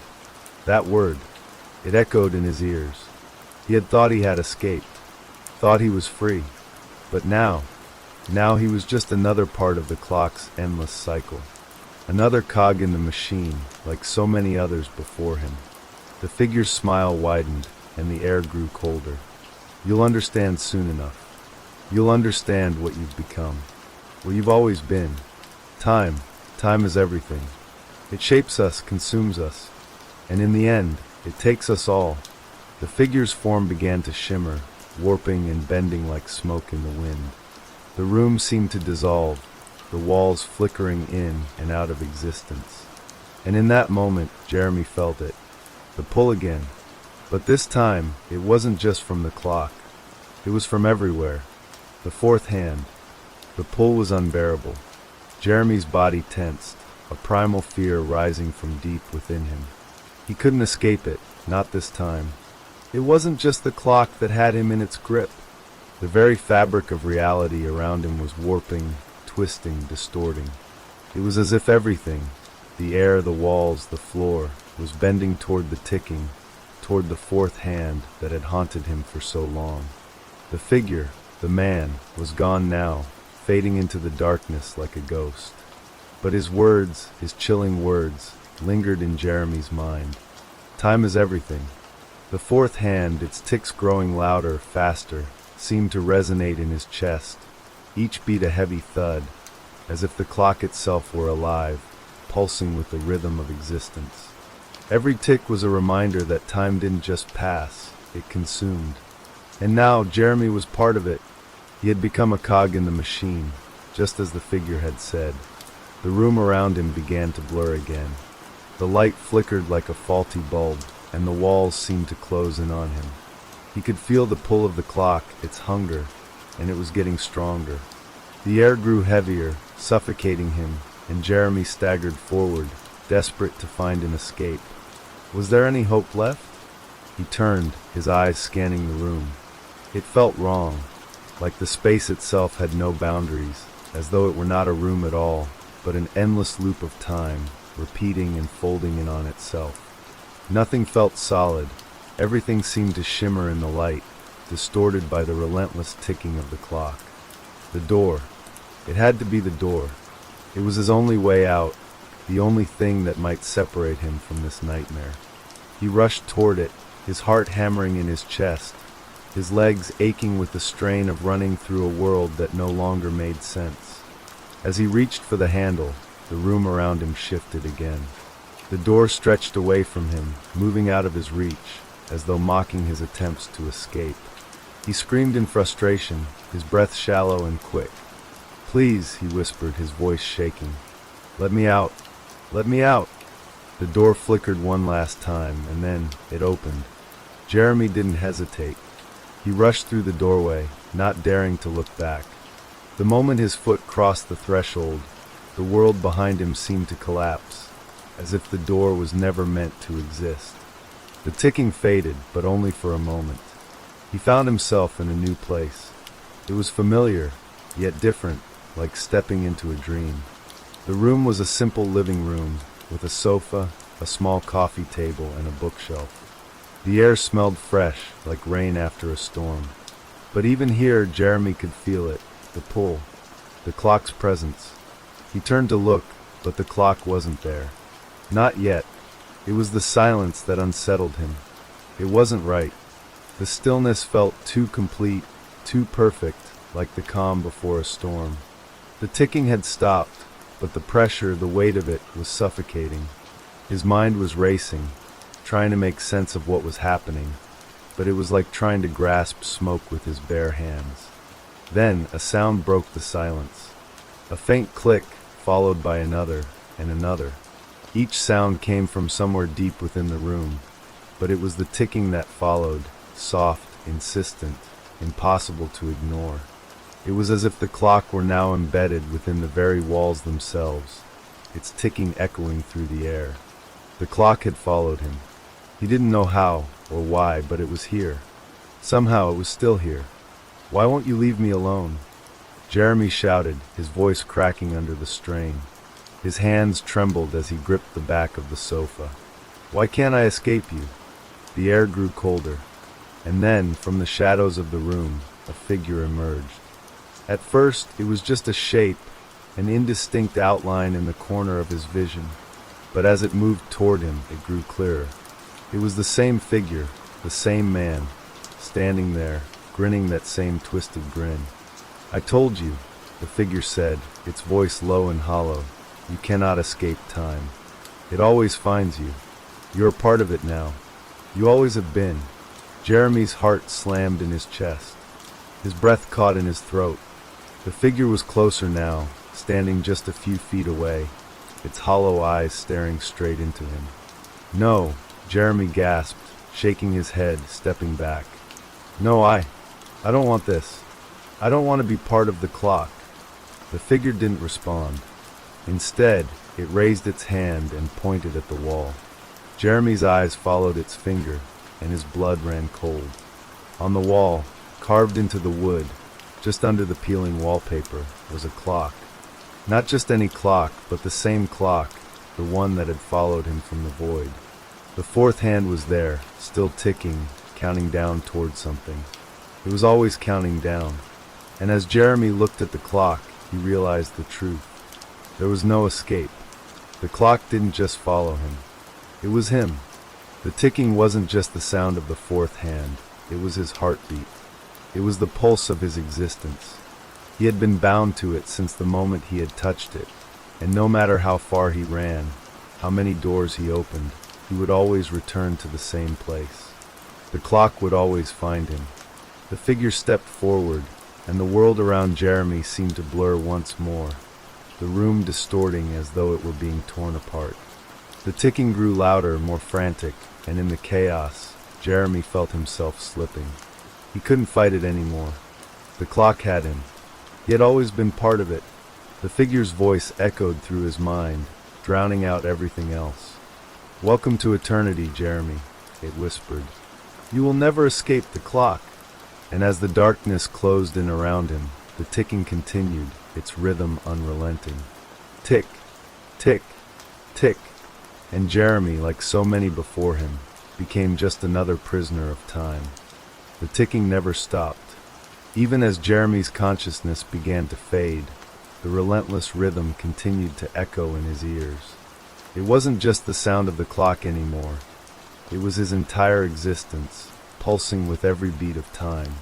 He had become one with it, woven into the very fabric of the ticking. He couldn't tell where the clock ended, and he began.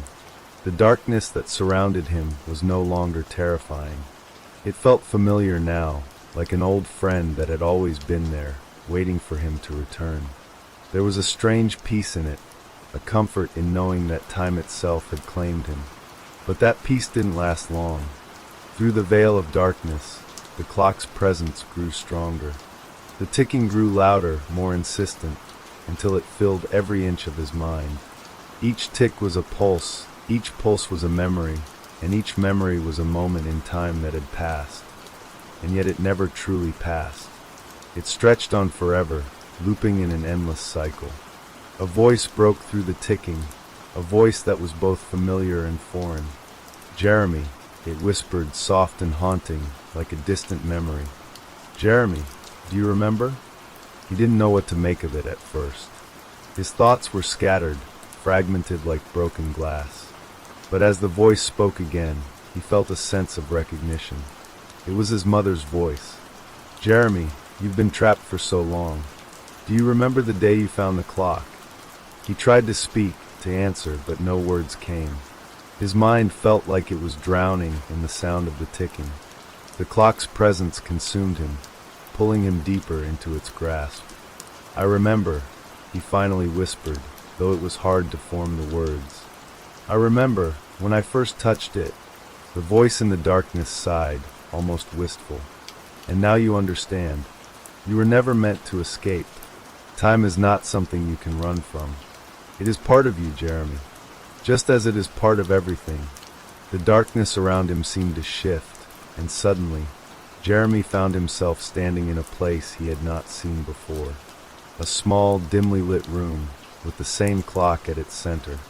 The fourth hand still ticking away, counting down to an unknown end. But something was different now. The room was alive with the sound of whispers. They came from the walls. They came from the floor. They came from everywhere, from every crack and crevice of the space. Jeremy could hear them now, even though they weren't words. They were thoughts, feelings, echoes of people who had been lost to time. He reached out to touch the clock again, but his hand stopped just inches from it. There was something wrong. The closer he got, the more the room seemed to warp. The shadows began to twist unnaturally, like long fingers reaching out for him. "No," Jeremy whispered, stepping back. "Not again. Please, I can't." The whispers grew louder, more insistent. They surrounded him, pressing in from all sides, as if the voices themselves were trying to pull him into the clock, to become another part of the endless ticking. The walls seemed to close in around him, but the fourth hand remained steady. It was still counting down. Suddenly, everything went still. The ticking stopped. The room fell silent. And in that silence, Jeremy could feel something new. It was a presence, something darker, something ancient. He turned slowly, fear rising in his chest, and there, standing at the far end of the room, was a figure. It was not the man he had seen before. No, this was different. This was something far older, something that had existed long before the clock had ever been created. The figure stood tall and imposing, draped in dark robes that seemed to blend with the shadows around it. Its face was hidden, obscured by the hood, but the eyes, they were a brilliant, glowing white. "Jeremy," it said, its voice deep and resonant, as though it came from the very heart of time itself. "You have been chosen." He didn't speak, couldn't speak. His throat was tight, his body trembling with dread. "Do you understand what you've become?" the figure asked, its voice echoing in his mind. Jeremy nodded slowly, his heart pounding. He did understand. He had become part of the clock, part of the eternal ticking, the never-ending cycle. He was no longer just a man. He was a vessel, a prisoner of time, destined to repeat the same moments over and over again. "You are a part of it now," the figure continued, stepping closer. "A part of the clock. Time is endless. You cannot escape. You will never escape." "No, please," Jeremy's voice cracked, his fear reaching a boiling point. "I don't want this. I don't want to be a part of it." The figure raised a hand, and the air grew cold. "You have no choice. You are bound to it, and in the end, you will understand. All things are bound to time, Jeremy. All things." With that, the figure reached out and touched the clock. At its touch, the clock began to pulse, its hands moving faster, the fourth hand spinning out of control. Jeremy tried to move, to escape, but his body felt paralyzed, rooted to the spot. He could feel the pull of the clock now more than ever, tugging at the very core of his being, dragging him toward the center of it all. The room began to collapse, folding in on itself, the walls warping and bending like the edges of a torn photograph. Time itself was unraveling, and Jeremy was at the center of it. "No," he whispered, his voice barely audible over the deafening ticking. "No, no." The clock was alive. And now Jeremy was part of it. There was no escaping it. There was no escaping the endless cycle of time, no escaping the fourth hand. As the ticking reached its peak, the darkness consumed him, and Jeremy became just another echo, another moment in the infinite cycle. Another tick, another turn of the fourth hand, and there he would remain, forever. And that's the end of tonight's stories. Keep listening to the sound of rain and fall into a deep, peaceful sleep. Sweet dreams.